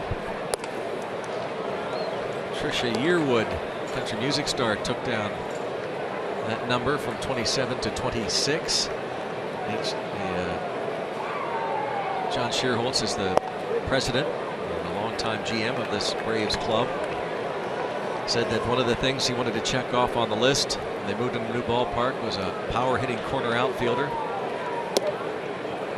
Leadoff walk to Jaso. Chipper Jones on hand here. A lot of great memories. A long-time Braves third baseman.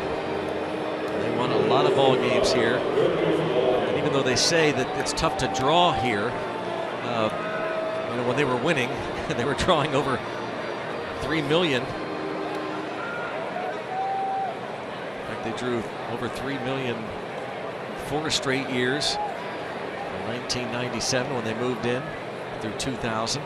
All those National League Eastern Division titles under Bobby Cox and the great Braves teams. Ball one right away. Pierzynski goes out to talk with Foltynewicz. Of course, Tom Glavine, a big part of that. Glavine, Smoltz, Maddox. The great rotations of all time. And we check out our Quicken Loans Rocket Arms, the all-time strikeout leaders here at Turner Field. Just talked about them: Smoltz, Maddox, Tim Hudson right up there, then Tom Glavine and Kevin Millwood. I think the fans on the broadcast team with the Braves. I think the fans got bored with the winning, because there were times, like even the postseason, they quit selling out, you know, because they were there each and every year. And I'm sure with all that success, just the one World Series win goes to show you how difficult it is to win a World Series. And they're winning the division year after year, but only picked up the one World Series in '95. 67 and 95, their record last year. Polanco has flied out to right twice.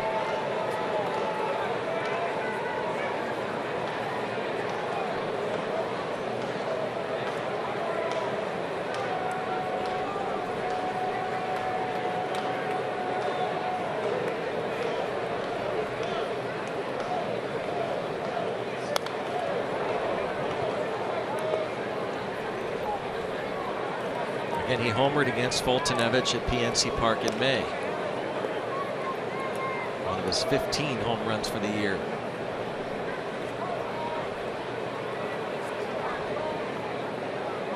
He's homered in 3 of his last 4 games, 2 straight.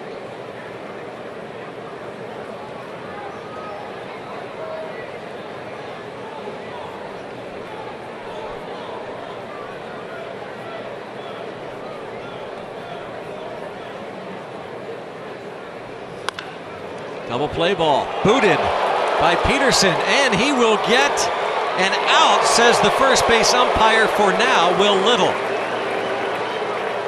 That was a bang-bang play, obviously, and from our vantage point, it looks as though Polanco beat it, and I think Clint Hurdle is going to challenge it. Yeah, Pirates getting a break here, even if they if this is upheld. Peterson got caught with some topspin. That ball comes up on him, unable to field it cleanly. Looked like it might have even got the bare hand. But if he fields that cleanly, that's a double play ball for sure.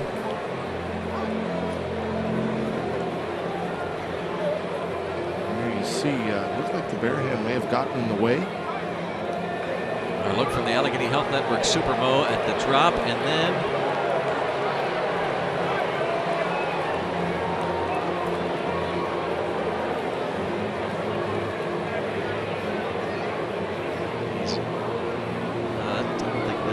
I don't see how they're going to overturn that one. It's a bang-bang play, but no clear-cut evidence from those angles that would suggest that he beat the throw. And he is out. But a break nonetheless. Instead of 2 outs, Pirates have a runner at second. All confirmed. No error for Peterson.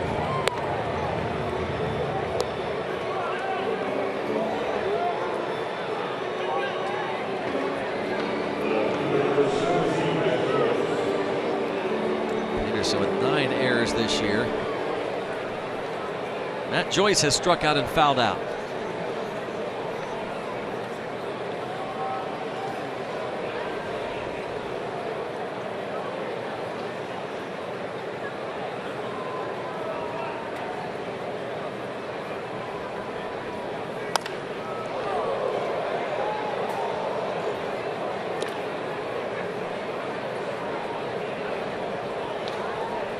Three RBIs. Again, Andrew McCutchen not in the lineup tonight.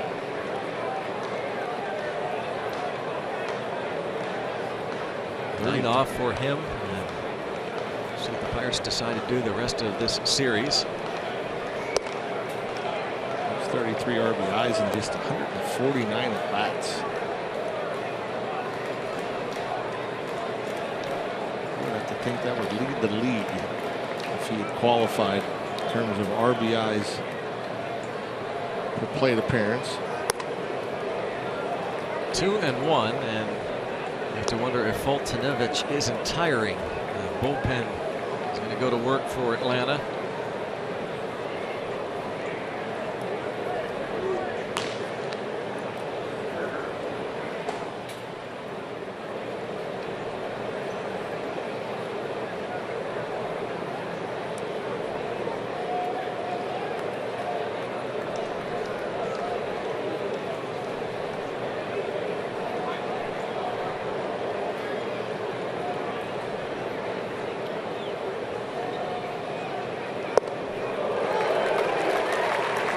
Up, and he chased. That change up again. That's what he got. Matt Joyce back in the first. He got on the swing and miss at a third strike. Struck him out on that change up. That one up in the zone.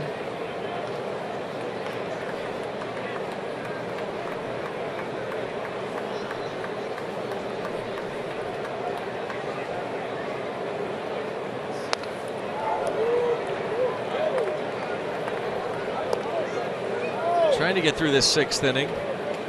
See the pitch count by innings approaching 100. Twice he's reached 7 innings this year.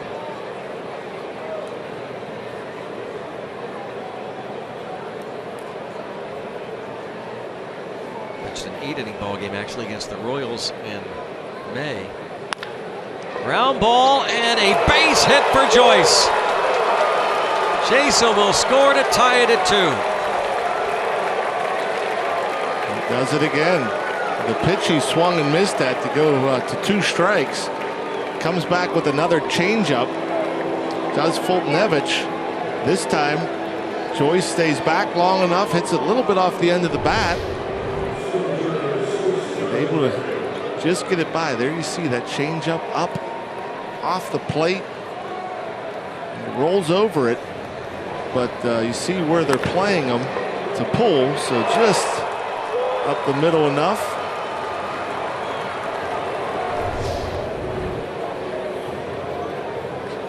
Jaso led off with the walk. Pirates get the break when Jace Peterson is not able to field the hard ground ball by Polanco cleanly. Would have been a double play. Instead, they only got the out at first, so Jaso able to score on the Joyce single. Roger McDowell was out to talk to Fultonevich with Marte coming up.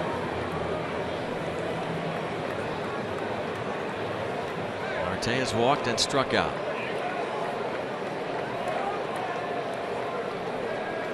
Just the 2nd hit for the Pirates.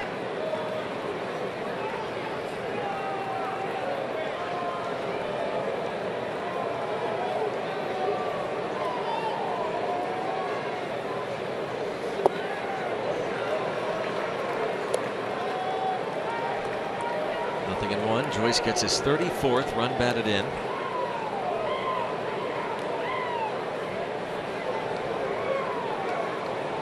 So an RBI every 4.4 at bats.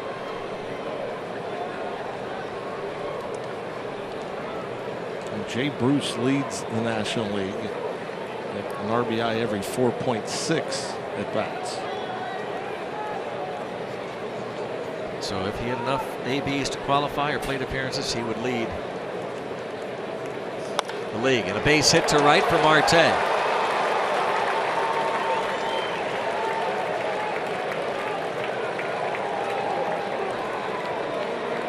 Now does Brian Snitker stay with Fultonevich, with Jung Ho Kang coming to the plate and Jose Ramirez, the right-hander, ready.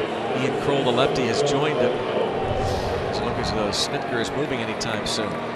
Look at the location. The first pitch was a slider. He left up middle of the plate. This fastball, not as bad a location, but yeah, he's definitely tiring and missing with more pitches up in the zone.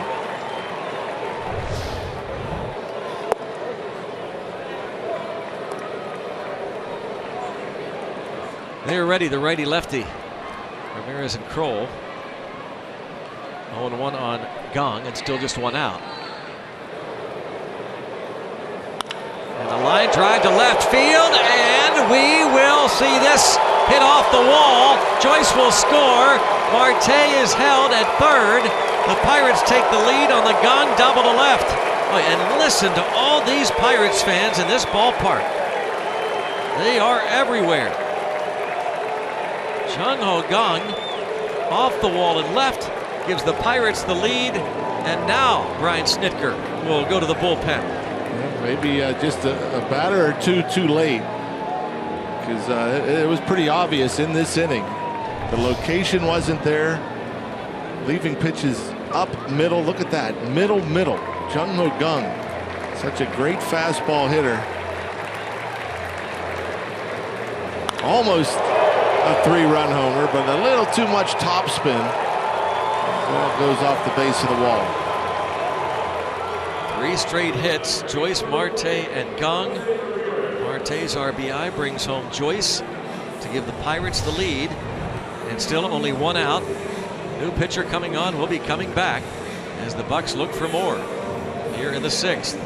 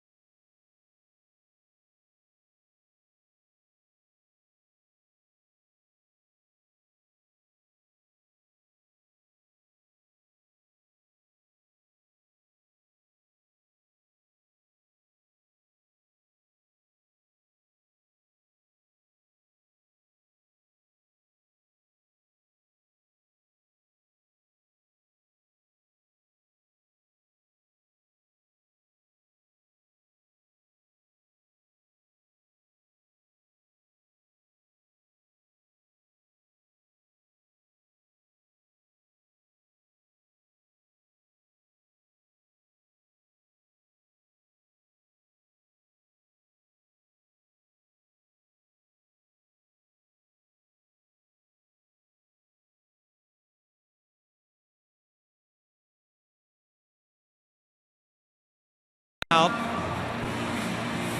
here in Atlanta. Just reminders you enjoy a cold one to look forward to Miller time later in the game, brought to you by Miller Lite. Jung Ho Kang, his 37th RBI of the year, the double that brings home Joyce. And here's Jose Ramirez back for a 2nd time with the Braves. He made the opening day roster, was sent down to the minors for a while, and returned on Thursday. Infield in all the way around for Eric Fryer. This is Fryer's first at bat. In case you missed it, Francisco Cervelli was hit on the batting helmet by an off-speed pitch from Fultonevich.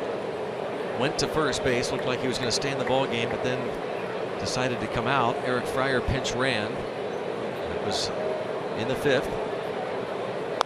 And now Fryer with a chance to bring home 1 or 2 runs. This was the off-speed pitch that hit Cervelli in the helmet.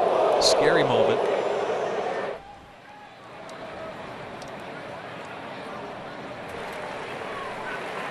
Fultonevich, my bad. He went to first base, but then after chatting with Freddie Freeman and Nick Leva, decided to come out. 1 and 2.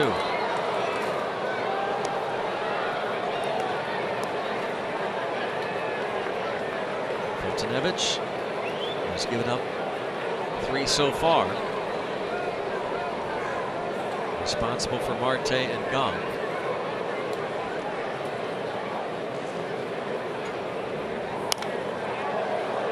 Lifted off to the right and out of play. Hot humid day. I think about that Adam Frazier bat. How much did that take out? Yep. You know, was it 13 pitches? Yep. No question.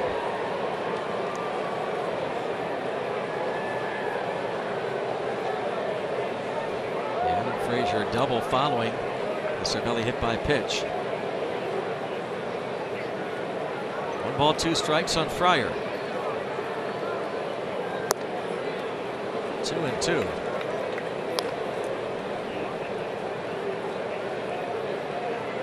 Fryer started behind the plate on Sunday. Started 8 games, 7 for 26 with Pittsburgh. Claimed off waivers from St. Louis July the 3rd. And Ramirez able to get him swinging for a 2nd out.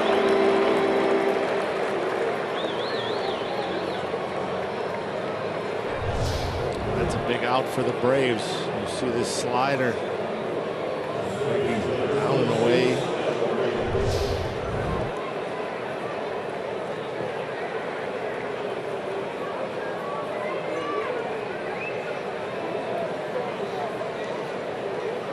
Once again, Adam Frazier.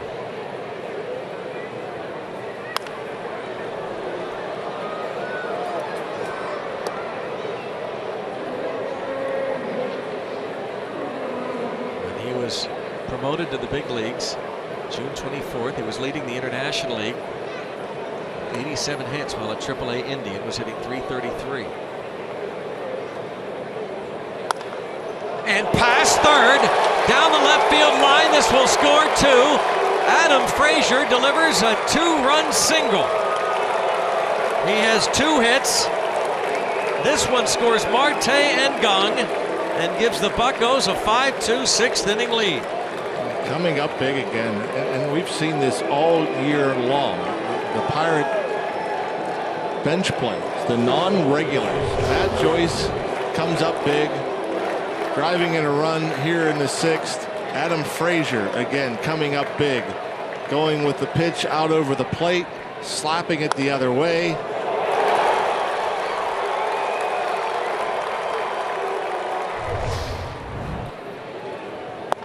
Really has the book on Fultonevich. How many wins does this Pirate team have without Joyce, Rodriguez, Frazier, Freeze? I mean, I know Freeze played regularly from the get-go, but you know, those are the guys that have produced.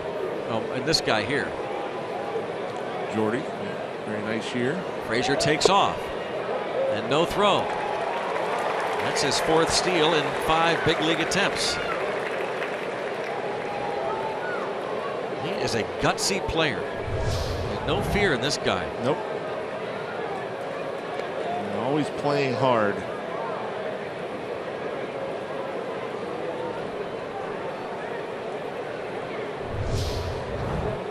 Stolen base for Adam Frazier. Jordy Mercer picked up an RBI with a ground out last inning. At the time it tied the game. Then the Braves got the go-ahead run back. And the bottom half of the 5th inning, here the top of the 6th, the Pirates have scored 4. Have a lead for the first time.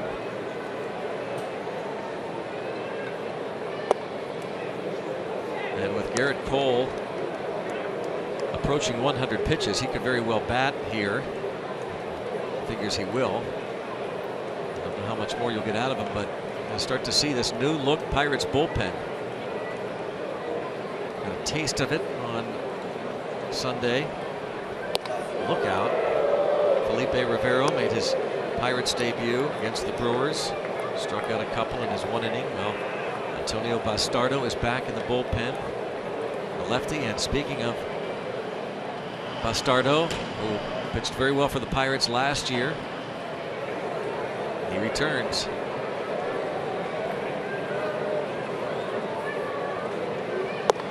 Strike 3 called on Mercer. The Pirates score 4 times and lead 5-2.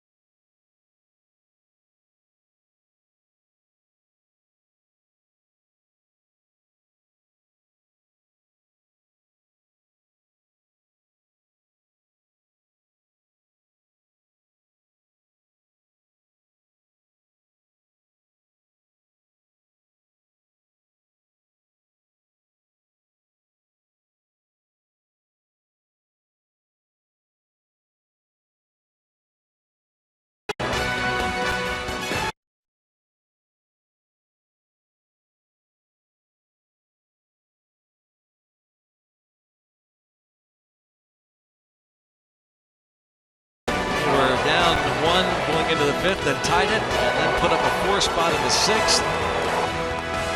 Hogung, Adam Frazier, Matt Joyce all delivering. Sent 8 men to the plate, knock out Mike Foltynewicz, and now lead it 5-2 on the UPMC scoreboard. Said that Garrett Cole was approaching 100 pitches, figured he would bat, weren't sure. But, we did see Antonio Bastardo loosening up, and here he is, back with the Pirates. The 30-year-old from the Dominican Republic, just acquired yesterday from the Mets for John Neese. Mets signed him as a free agent, a 2-year contract in January. Last year with Pittsburgh, he held lefties to a 138 batting average. Sean Rodriguez takes over at second base. Adonis Garcia at the plate for the Braves.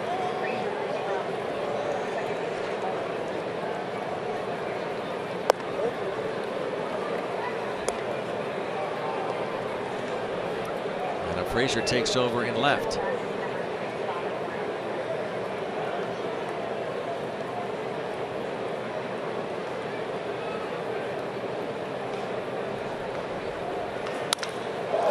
Fly ball to left. Frazier, one out.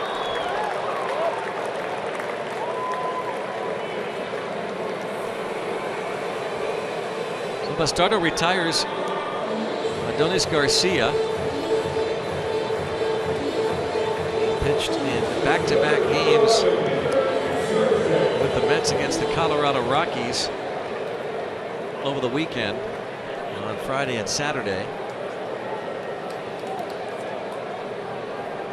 Starter. It wasn't that long ago. He was one of the best lefties in the game. I mean, as far as opponent average, nobody could hit him. And a very good year last year, an ERA under 3 for the Pirates.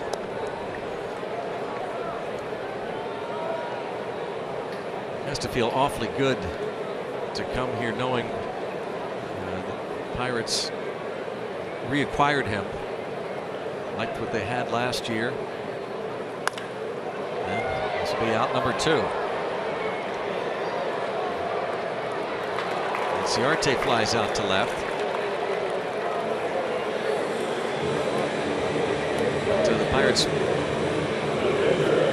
reportedly made a bid on him, hoping to get him back this past winter. Mets signed him to a 2-year deal. And so he's back with the Bucks for this year and next as he faces AJ Pierzynski.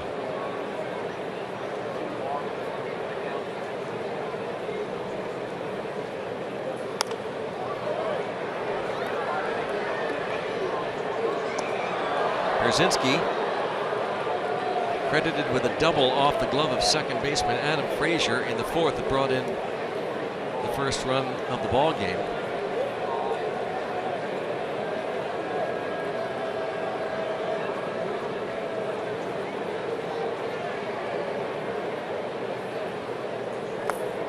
You're not going to see AJ Pierzynski. You have to wonder if he's ever had an infield double.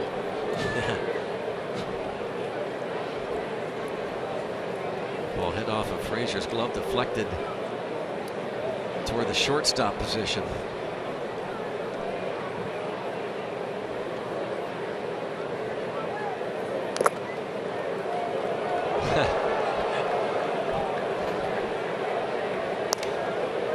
Gonna stay upright. 1-2. A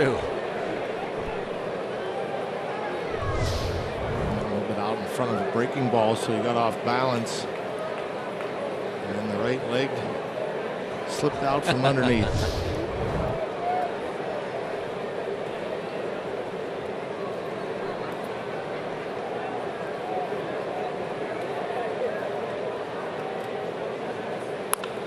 Rolled to the second baseman Rodriguez in shallow right, and there's a 1-2-3 6th inning. 8 pitches for Antonio Bastardo back in the Bucco bullpen.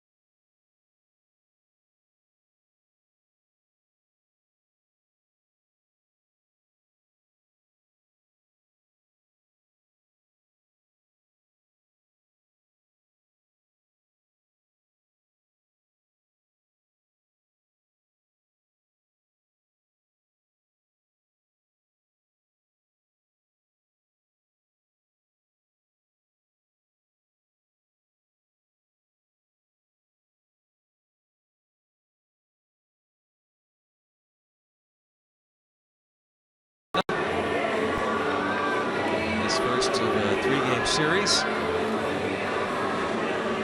Nick Foltynewicz gave up 5 runs in 5 1/3. Garrett Cole gave up 2 runs, 1 earned in 5 innings. Sean Rodriguez, who came on to play second base, batting in the 9th spot of the order, which is due up first here against Jose Ramirez.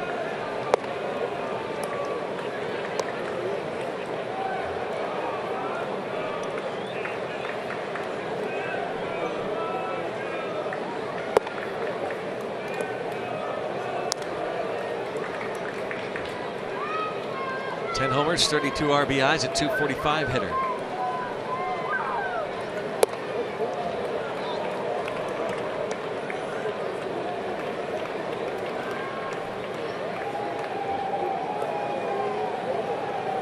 One and 2 on Sean Rodriguez.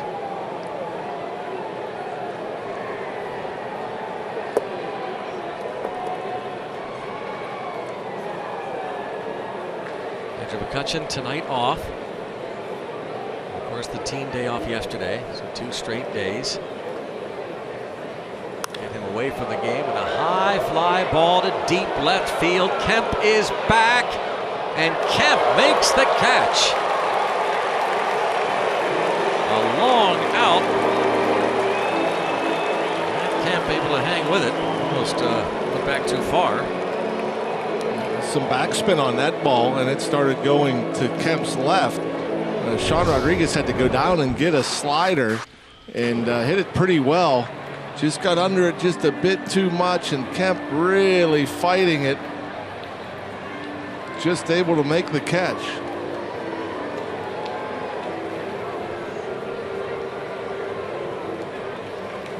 Has he played much left field? I don't think so. It's really weird to see him out there.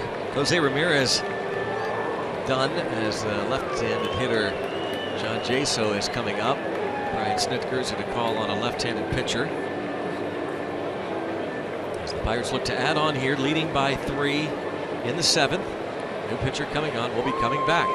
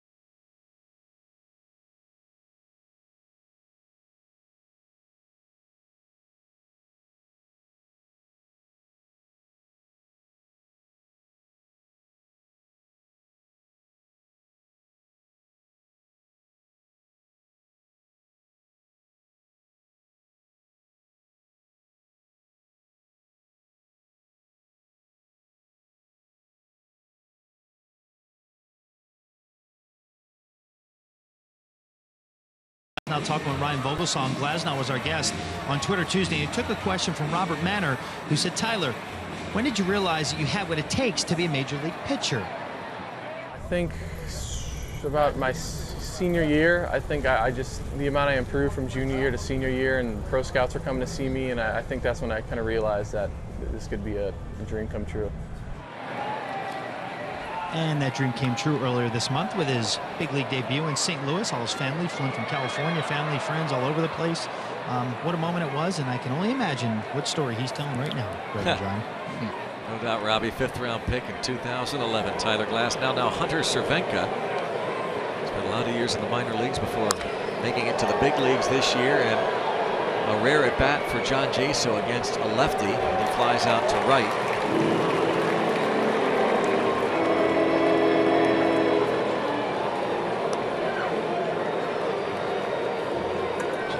flies out to right field against the left-hander Hunter Cervenka from Baytown, Texas, who signed as a minor league free agent by the Atlanta Braves last summer.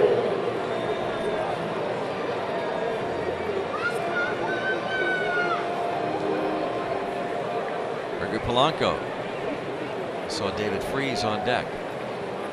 You have to wonder, you know, typically when Clint Hurdle gives a guy like Andrew McCutchen a day off, it's a day off. A complete day off, yeah. You know, and so with Cervelli out, Fryer coming in for him, Sean Rodriguez already in the game.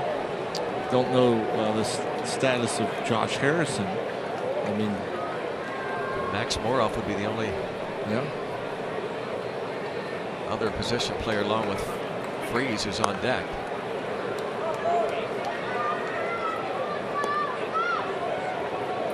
Felipe Rivero is getting cranked up in the Pirates bullpen.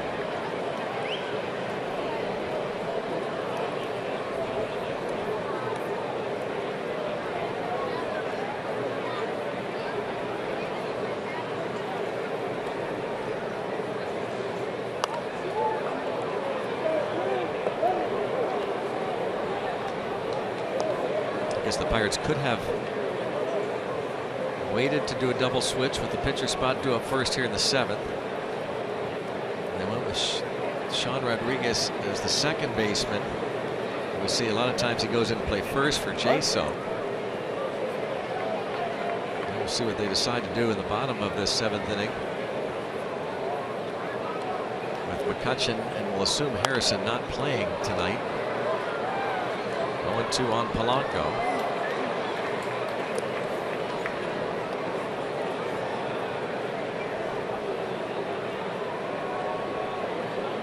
Jay Hay.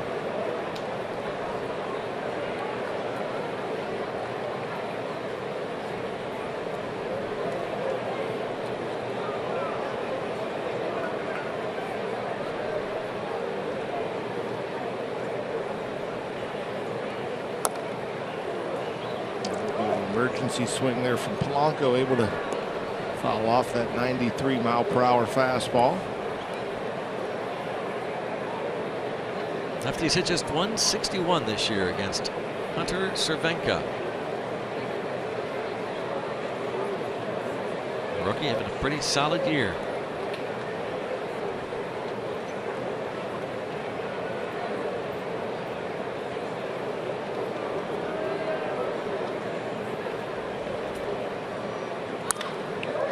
Fly ball to center. Inciarte. 1-2-3 go the Bucks, leading it 5-2.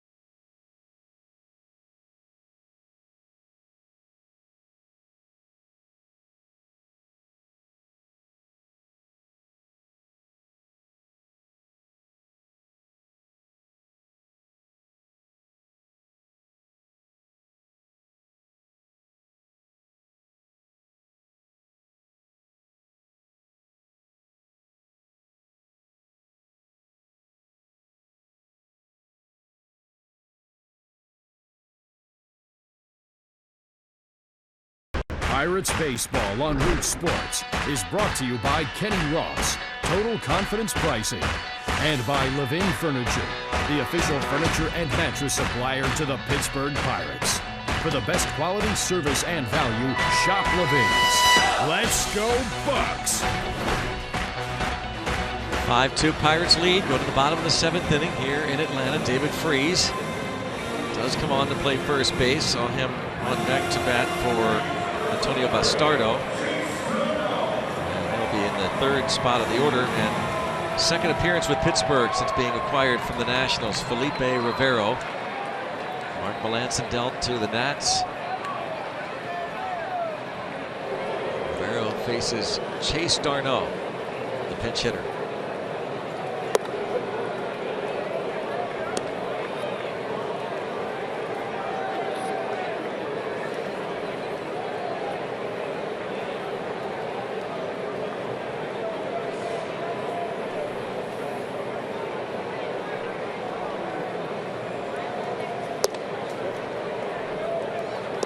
One on Darno. Felipe Rivero made his Pirates debut in Milwaukee. Struck out 2 of the 5 batters he faced. Scoreless 8th inning on Sunday.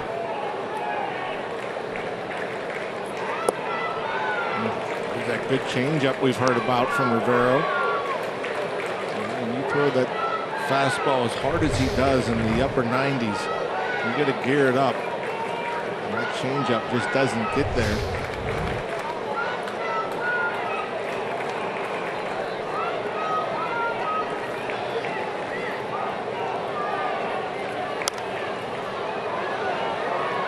'96. Rivero, last 13 appearances with the Nats, had an ERA of 0.93 with 15 strikeouts. Righty's hitting only 187 against him this year.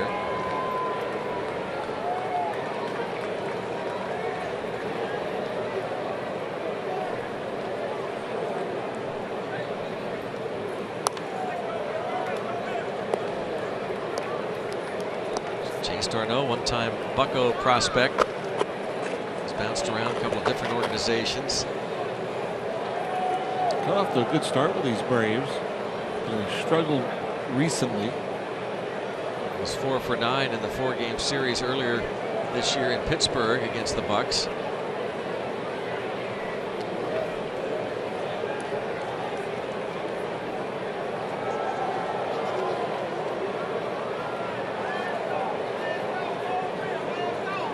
His brother Travis Darno has homered in the game tonight against the Yankees. And down on strikes.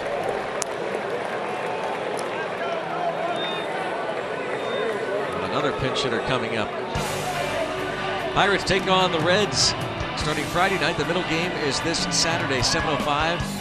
Don't forget about the Saturday night block party featuring the Line at Kugel Bar, live music, and much more on Federal Street before the game. Plus, everybody's a winner on an Eaton Park Scratch and Win Saturday. For tickets, go to pirates.com.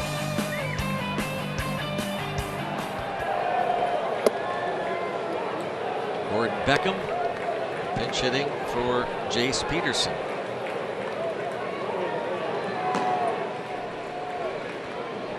And the bullpen for Atlanta. New pitcher will be coming on, Ryan Weber.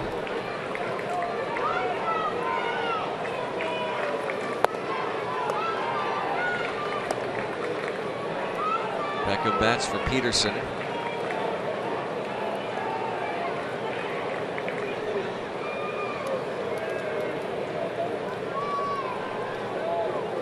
Two 2-0.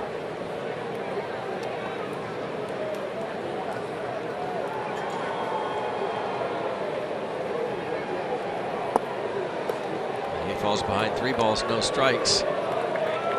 Missed by much, just a bit downstairs.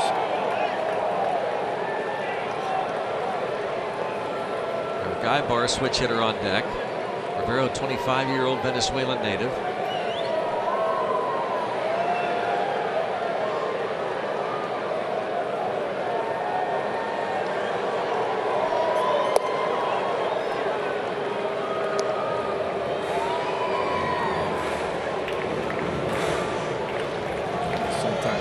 pitcher, maybe back off a little bit, 3-0 just to get a pitch down the middle. Rivero backs off the 94.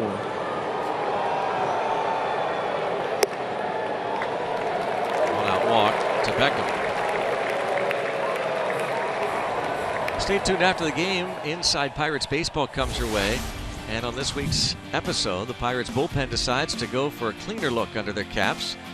Garrett Cole combines his passions of baseball and wine to give back to charities, and much more inside Pirates Baseball, presented by Allegheny Health Network tonight after post-game on Root Sports.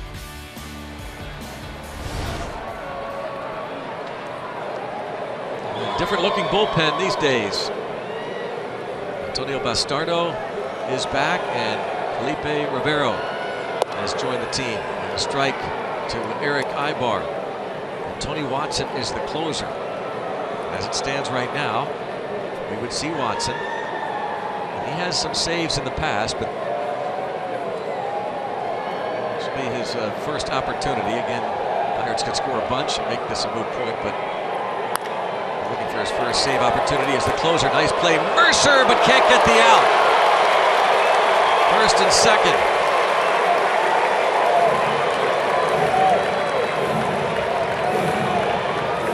Trying to get it to Sean Rodriguez.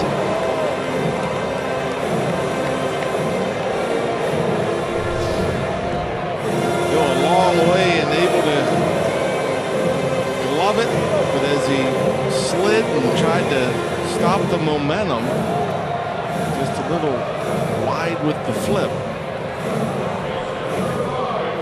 First and second, a walk and an infield single, and Freddie Freeman coming up. And here comes Ray Searage.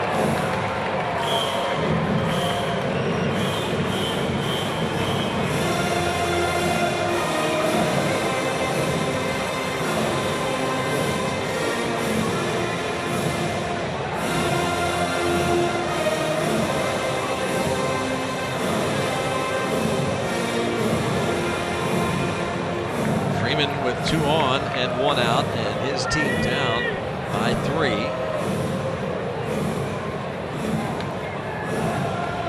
You guys put in a lot of hours this year.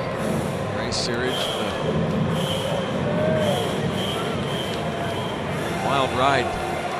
Different starters struggling, and some going to the bullpen, and reshaping of the rotation and the pen.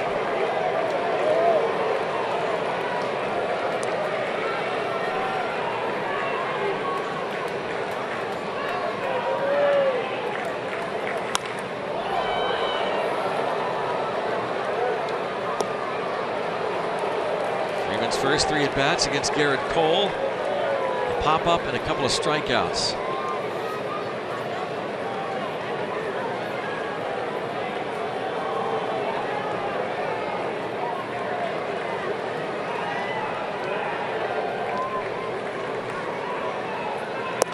That's a pretty good slider right there. When he gets ahead with that fastball and he goes to that slider, he got Chase Darno on the slider, and it's a good one. And now with Freeman behind 0-2, be surprised to see anything else in the strike zone.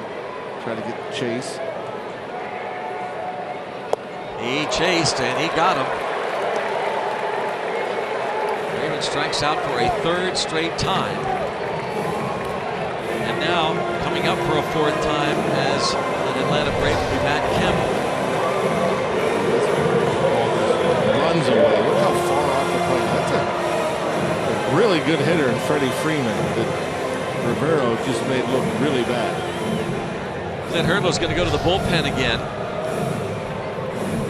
He wants a righty, Natali Felice, to face Kemp. Felipe Rivero strikes out a couple, walks a man, gives up an infield hit. His 2nd Pirate outing. Felice coming on.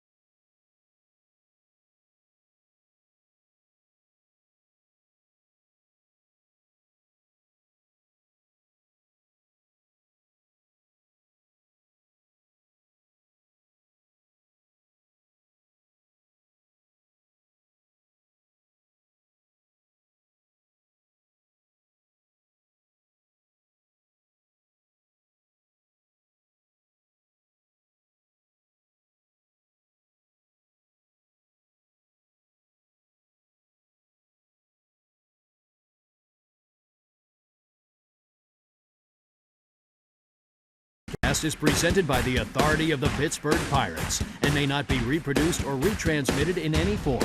And the accounts and descriptions of this game may not be disseminated without the express written consent of the Pittsburgh Pirates. Pirates are leading 5-2, and we are getting a good look at this reshaped bullpen for the Pirates tonight. Saw Cole go 5, give up 2 runs, 1 earned. Antonio Bastardo at his return, a 1-2-3-6. Felipe Rivero getting 2 outs, walking a man, giving up an infield hit. And now Neftali Feliz.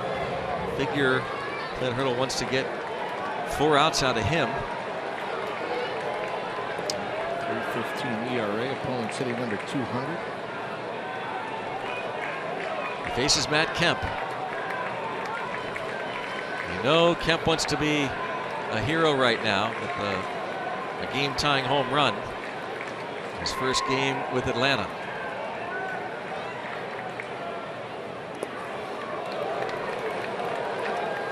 Eric Fryer behind the dish. Beckham walked, remains at second. Ibar, an infield single, is at first.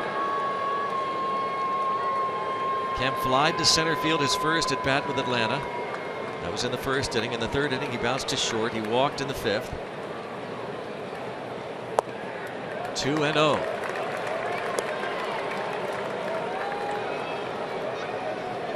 Kemp, 4th straight bat with the runner in scoring position.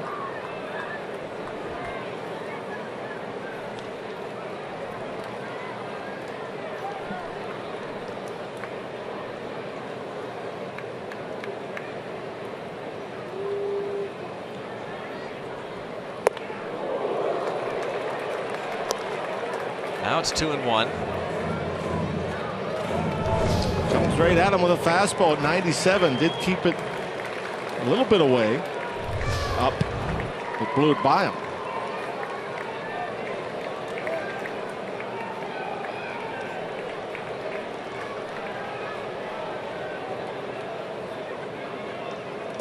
Whoops. That'll move the runners up.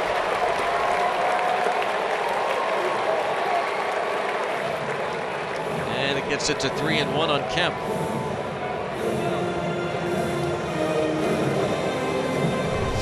Slider nowhere close. Bouncing out there in the left-handed batter's box, gets under the glove of Eric Fryer. Does get a piece of his body, but still goes to the backstop.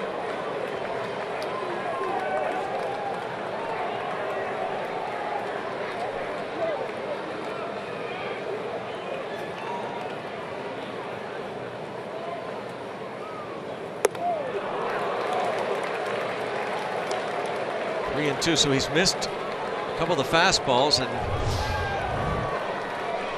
this one up and away. You have to figure he's going to see another one. Yeah, you would think. Stay up there. Can't mess around.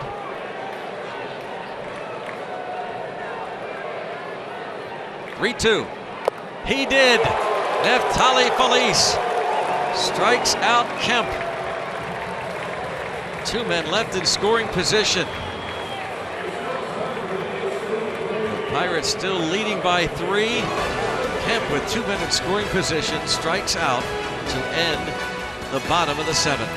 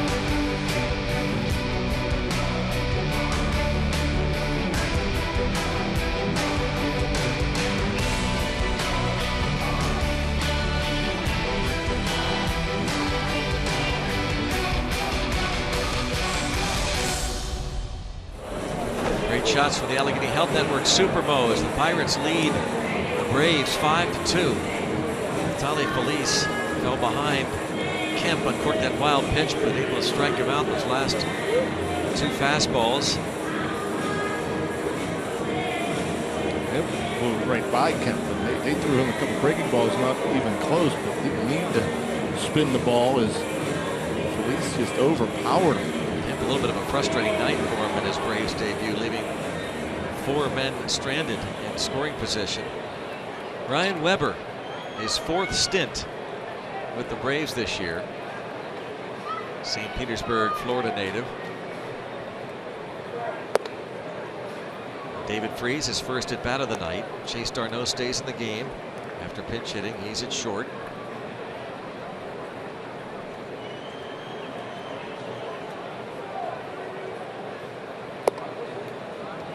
Ball 1 strike. Gordon Beckham stays in at second after he pinch hit.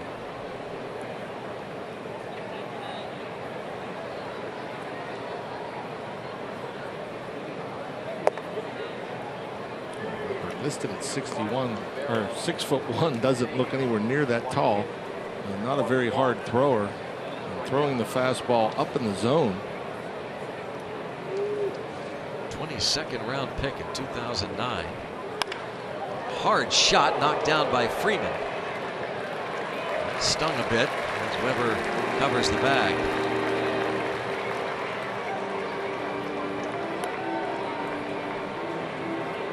Freeman makes the play on the hard hit ball by David Freese.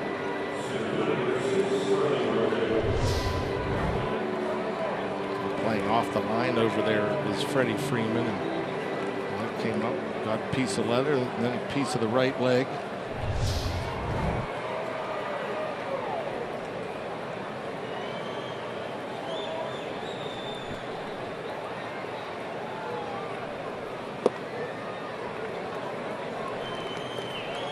Starling Marte has walked, struck out, and singled to right, and has scored a run.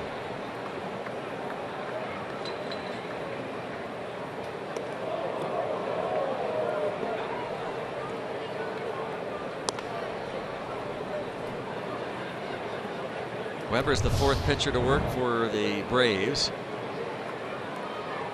A breaking ball that misses. Made his big league debut last year. Another curveball. This is in 2-1.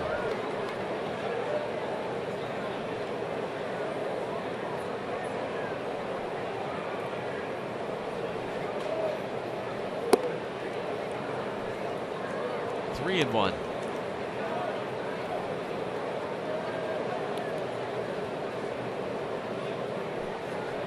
Jung Ho Kang had an RBI double in that 4-run 6th.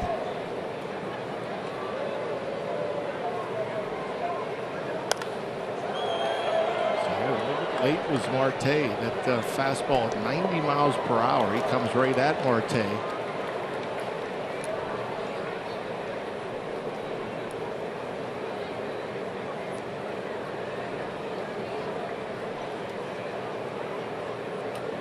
Mike Foltynewicz went 5 1/3 for the Braves, gave up 5 runs on 4 hits. Marte the other way, and Markakis is there. Yeah, what a difference an inning makes for Foltynewicz. He takes a no-hitter into the 5th. He ends up looking a pretty bad line.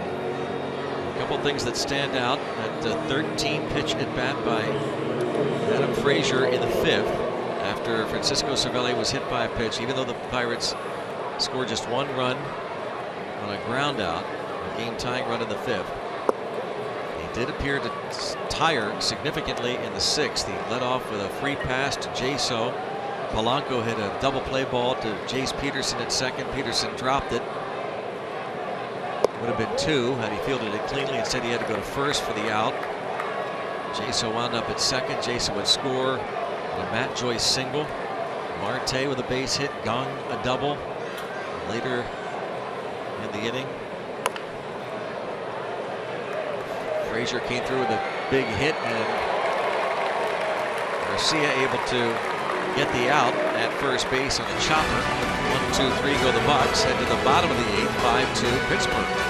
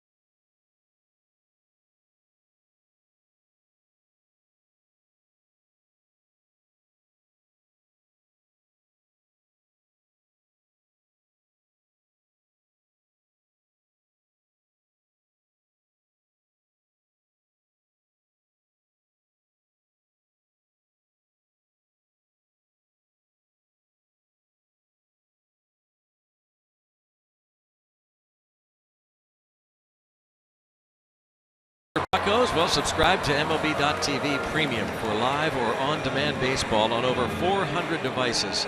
Real-time highlights, live look-ins, pitch tracking, and more. Blackout and other restrictions apply. Visit MLB.tv for details. Bucks leading here 5-2 going to the bottom half of the 8th. Josh Harrison and Andrew McCutchen the night off. Phillies struck out Kemp to end the 7th and looks to get 3 more outs.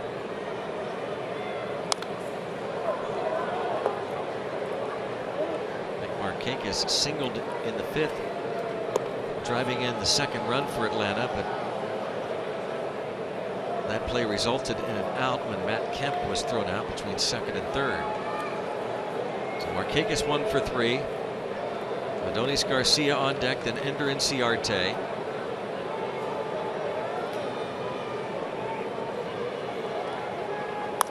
Pirates trying to bounce back, have a big series here, and get on a significant roll.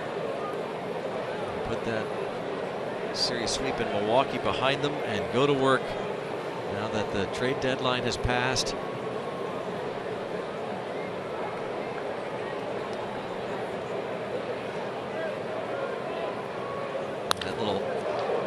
Cueto turn. And Phillies will throw at the opponent every once in a while.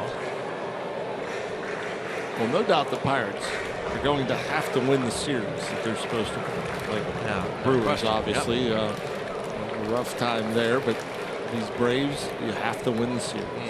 The Reds, the Padres. Win those games that you're supposed to win. Jeff Locke will have a big start tomorrow night.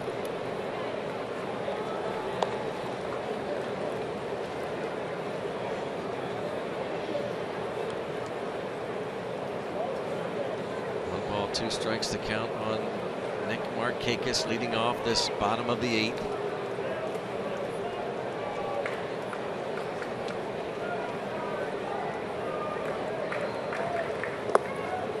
Two and two. You figure this series, and then with the Reds and Padres at home, it's going to be quite the stretch. It's going to be a test. The next road trip, going to LA and San Francisco. First things first. Take care of business these next 9 games. Starting with this one tonight, looking for 6 outs. Markakis a drive to deep right field, and that'll be a solo shot for Nick Markakis. Makes it 5-3, his 6th of the year.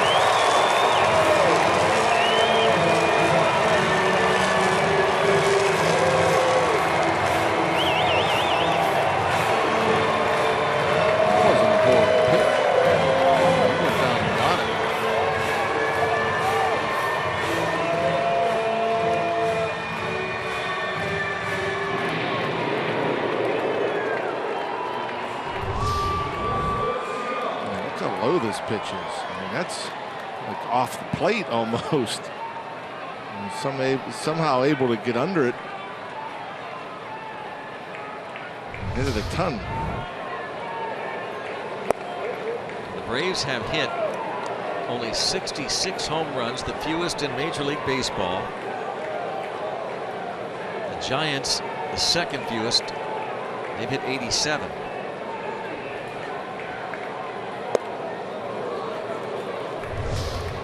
Look at the home run.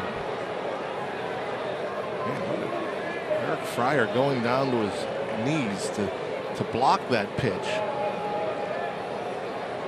Markakis didn't hit his first home run of the season until May 20th.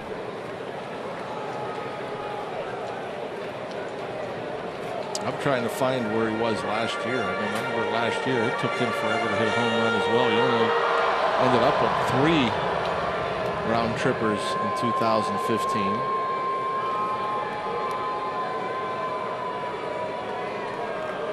One and two. Fouled back. It stays 1-2 on Adonis Garcia.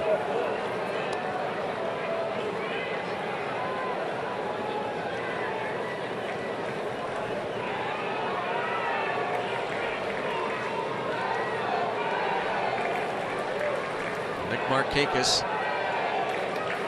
Run to make it a 2-run ball game.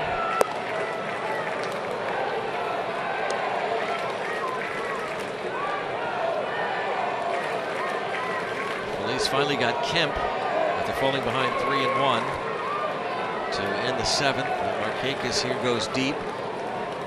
Last year it was July 20th that Markakis hit his first home run.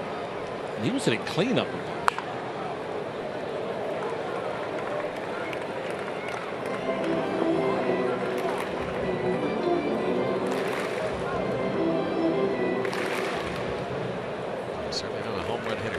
Last year, as John said, and 6th of the season with that fly ball right. 2 of them came in 1 game against the Cubs earlier this year. Felice gets the strikeout for the first out.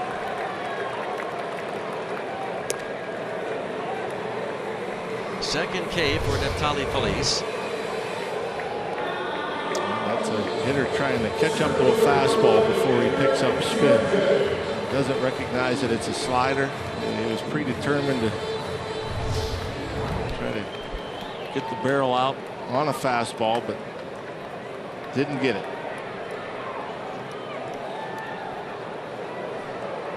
Ender Inciarte 2 for 3.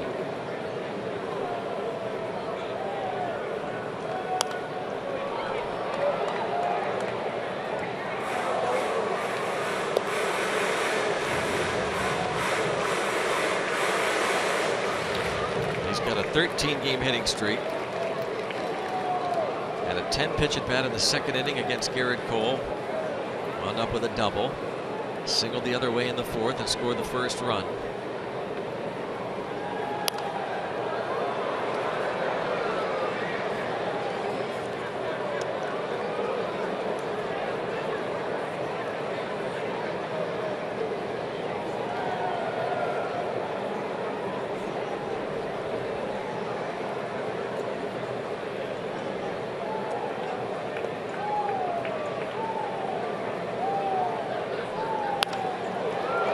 Ball to Frazier.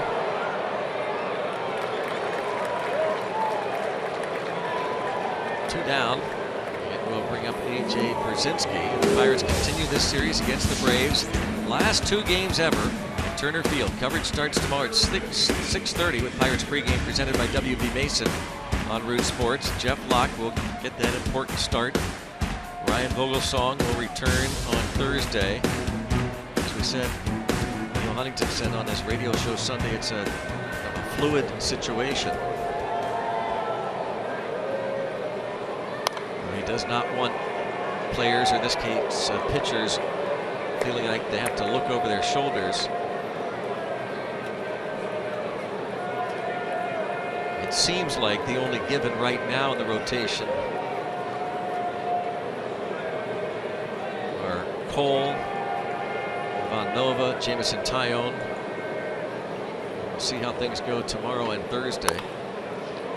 Chopped. Gung will, well, much like the play earlier in the ball game, Brzezinski winds up with a double. How bizarre is that? The slow-footed catcher hits 2 choppers in this ball game. In the 4th inning, he chopped one to the second baseman Frazier, and the ball skipped off his glove. This one to the left side of the infield, and Gung has it deflect off his glove. Another double. And Jung Gung, I think, played it right. He retreated a bit to get a bigger hop, but the ball just took a high hop over his head. So strange.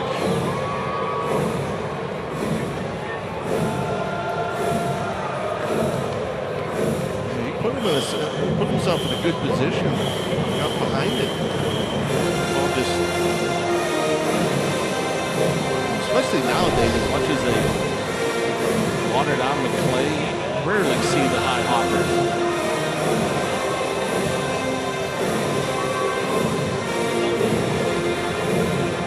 Brzezinski's second double of the ball game.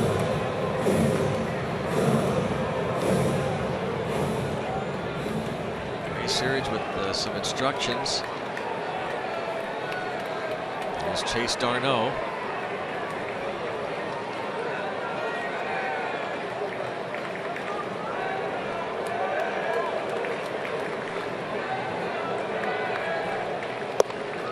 Upstairs with that fastball.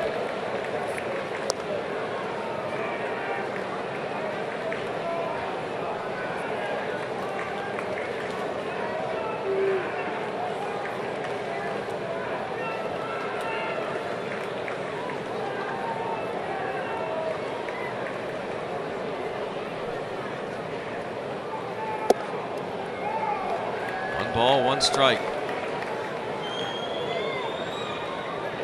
There he is, the new Pirates closer. And the fact that he is throwing now means that Clint Hurdle is thinking that if need be, he'll call on Watson in the 8th to get an out. Toward the line and foul.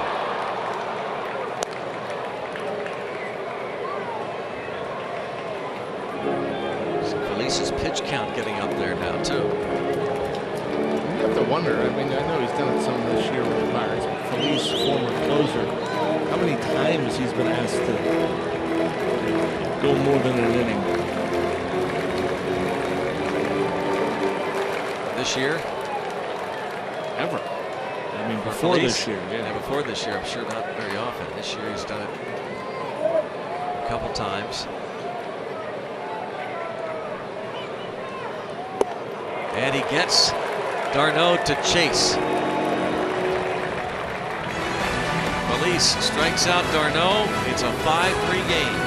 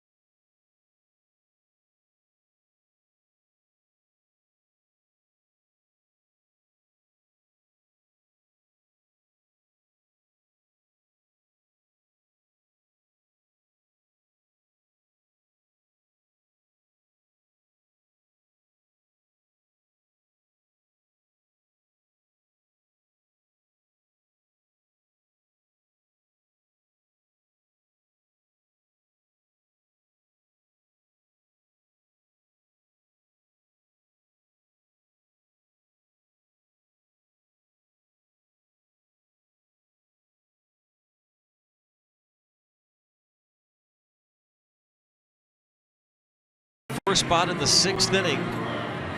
Atlanta took a 1-0 lead in the 4th. Pirates tied at top of the 5th. Atlanta got a run back in the bottom of the 5th to regain the lead. And then in that 6th inning, here's Adam Frazier shooting that past third.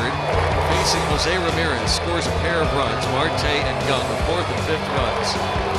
2 for 3 night for Frazier, who doubled in the 5th. That 13-pitch at bat we talked about. A big 2-run single. He has been quite a spark plug since coming up to the big leagues for the first time in late June. Now Eric Fryer leads off against Ryan Weber.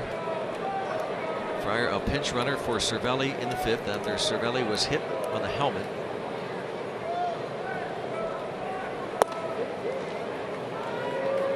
Fryer struck out for the 2nd out of that 6th inning just prior to the Frazier 2-run single.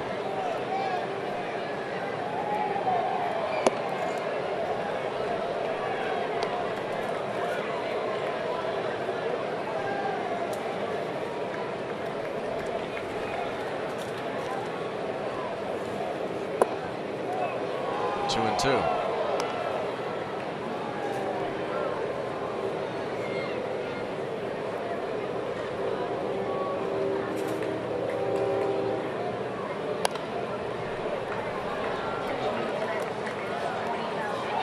And Cervelli, in case you did not see it, this off-speed pitch hit on the helmet.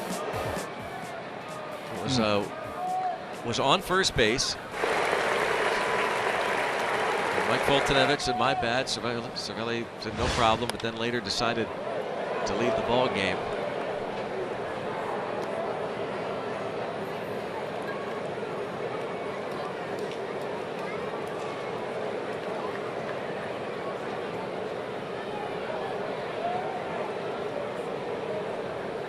Two and two on Eric Fryer. Freeman. Retires Fryer. 3-1 put out.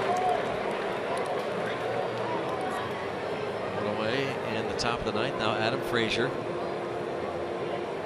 Get to some Point Park University tweets. Joe says Frazier's the MVP in this game. Jeremy, Pirates get me an Adam Frazier jersey. Hashtag let's go Bucks. Hashtag Pirates. Hashtag kid has heart. Andy says Frazier quickly becoming my favorite Bucko. He plays the game the right way. Yes, he does. He said when he first arrived, you are going to like this kid. Adam Frazier. Saw him in spring training. Started to play different positions. And goes the other way down the line and foul.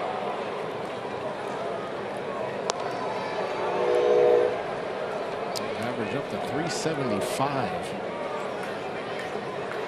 Just 5'10", 175 pounds. He's from Athens, Georgia. Not too far away. Grew up a Braves fan. 6th round pick 3 years ago. And oh, a nice slick play by Freeman. He is excellent over there.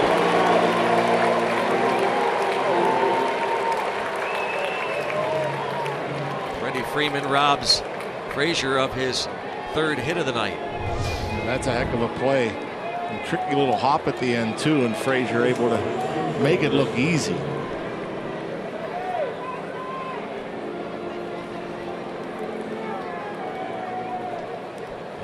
Is as good as it gets over there at first base. Freddie Freeman.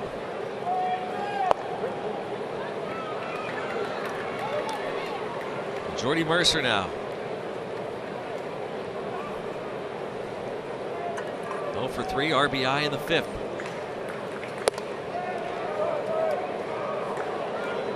Tony Watson has 2 saves this season, but this will be his first opportunity since being named the official closer.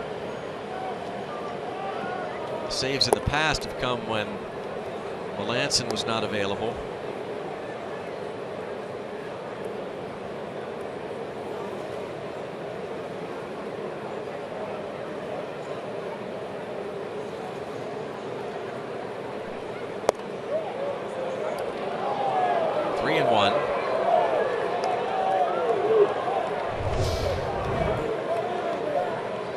Look. Jordy getting the break. Pirates have gotten some breaks tonight. Off the glove, but play is going to be made by Beckham. Goes 1-4-3, and Tony Watson going to come on and try and save it for Garrett Cole.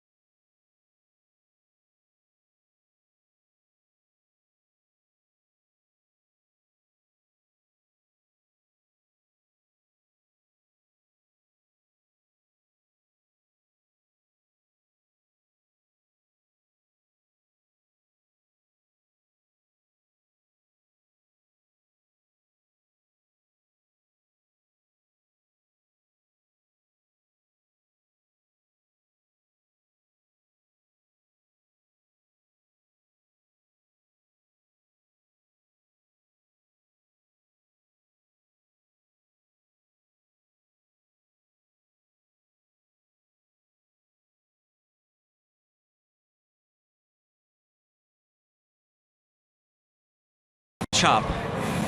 Tell the kid to stop it there, John. There's a couple Pirate fans in there doing a chop. That's the walk the plank sign. That's what that is. It's not the chop. That's the Pirate walk the plank. Here he is, Tony Watson. As always, the good numbers. 2.64 the ERA. Just a 2.03 batting average. Looking for his third save of the season.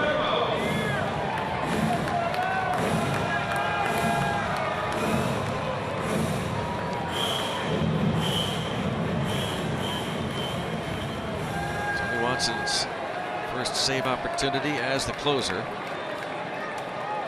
This will be his first save of the season and his 6th career save. On deck is the veteran Jeff Francoeur.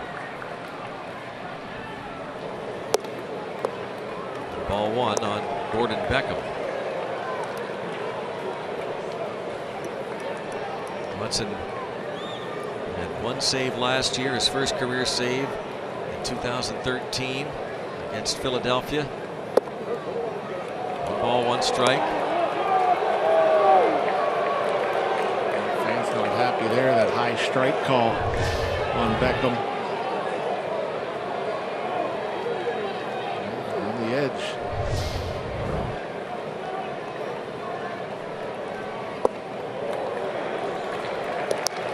One ball, 2 strikes. Tony Watson trying to save it for Garrett Cole. This 31-year-old Sioux City, Iowa native.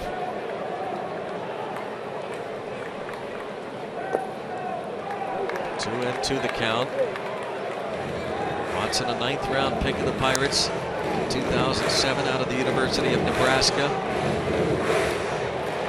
Starter his first couple years in pro ball, and then the Pirates converted him to the bullpen in the summer of 2010 while in Altoona. And he has been one of the more effective setup men in baseball over the last few years. And now it's 3-2. Watson went to the All-Star game as a setup man 2 years ago.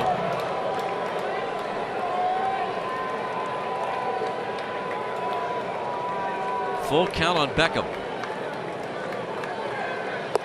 And he walked him.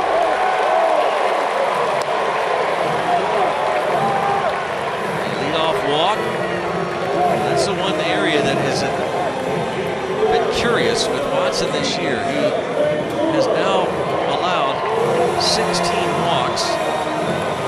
17 all of last year.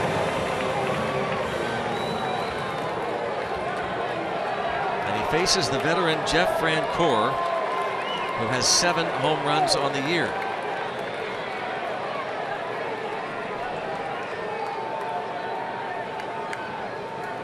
And ball 1.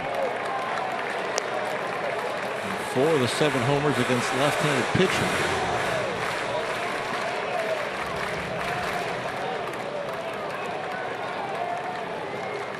Lefty's hitting 196 off Watson. Right-handed hitters, I should say, off the lefty. 1 ball, 1 strike. Francoeur splits.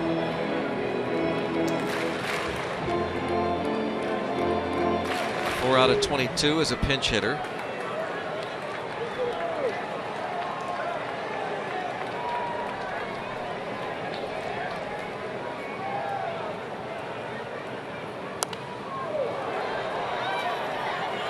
You would think that Watson has the ideal temperament for this role. Any outing he's ever had since joining the Pirates, he's walked off the mound. Didn't know if it was a 1-2-3 clean inning or he gave up a game-tying home run. Everything looks so easy and relaxed. Same approach all the time. Free and easy. Rarely, if ever, shows emotion. And that'll be interesting to see if he continues to be the Pirates' closer and you go deeper into the season, the games get more important.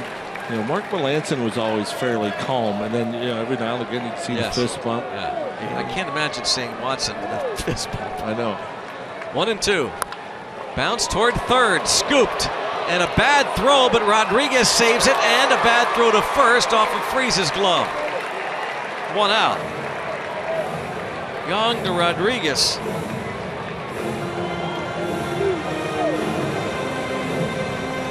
That's a tough one.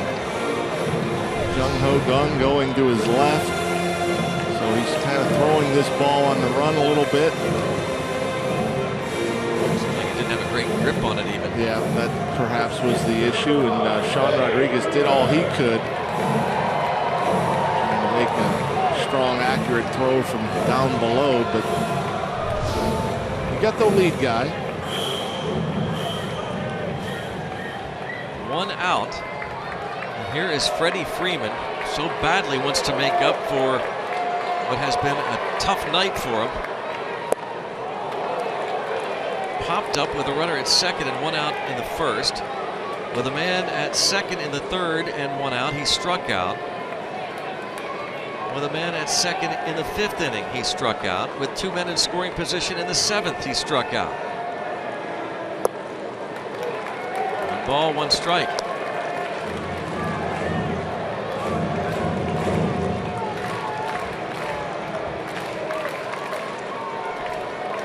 Matt Kemp on deck.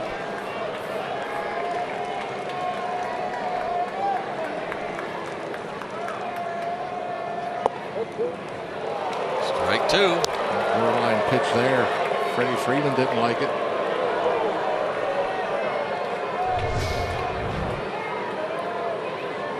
Watson get a call. Well, the Pirates have no complaints tonight. Shouldn't anyway. No. 2-2.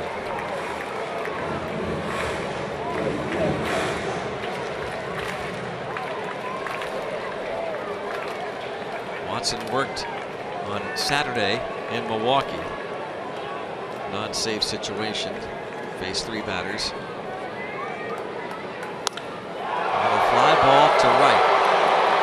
Polanco over for the 2nd out. Freeman didn't miss that by all that much. 2 down. No, he didn't. And Polanco taking control out there. Yeah. About the center field. You almost think the Marte's telling him, hey, just stay over there and right. I'm the center fielder now. Yeah, but a little slider that was left middle but down. And Freddie Freeman knew he just got underneath it.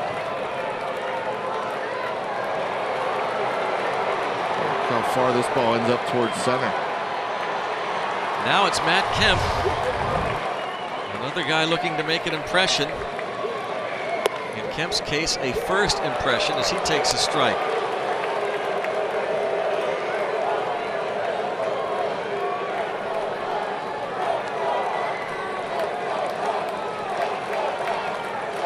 Watson looking for his first save of the year and his 6th in the big leagues.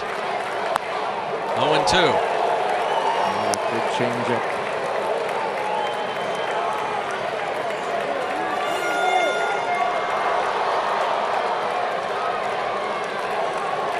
Ton of Pirate fans on hand chanting, "Let's go Bucks."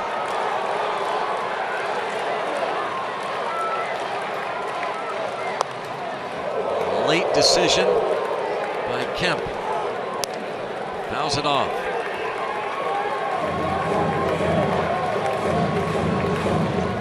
Kemp 0 for 3 with a walk. Made the last out in the 1st, 3rd, and 7th innings with men on base.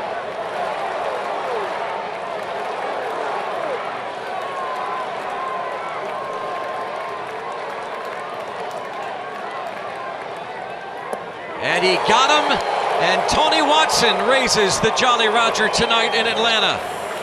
His first save as the official Pirates closer, and the new-look Bucco bullpen saves it for Garrett Cole. Adam Frazier, one of the heroes, ends up in the outfield. And Tony Watson gets the save for Garrett Cole. Yeah, you expected Garrett Cole to come out and give you a good outing, but just 5 innings. The Pirates rallied for him in the 6th, and I think because of that long 6th inning, it held Garrett Cole to 5. But the bullpen, as you mentioned, the new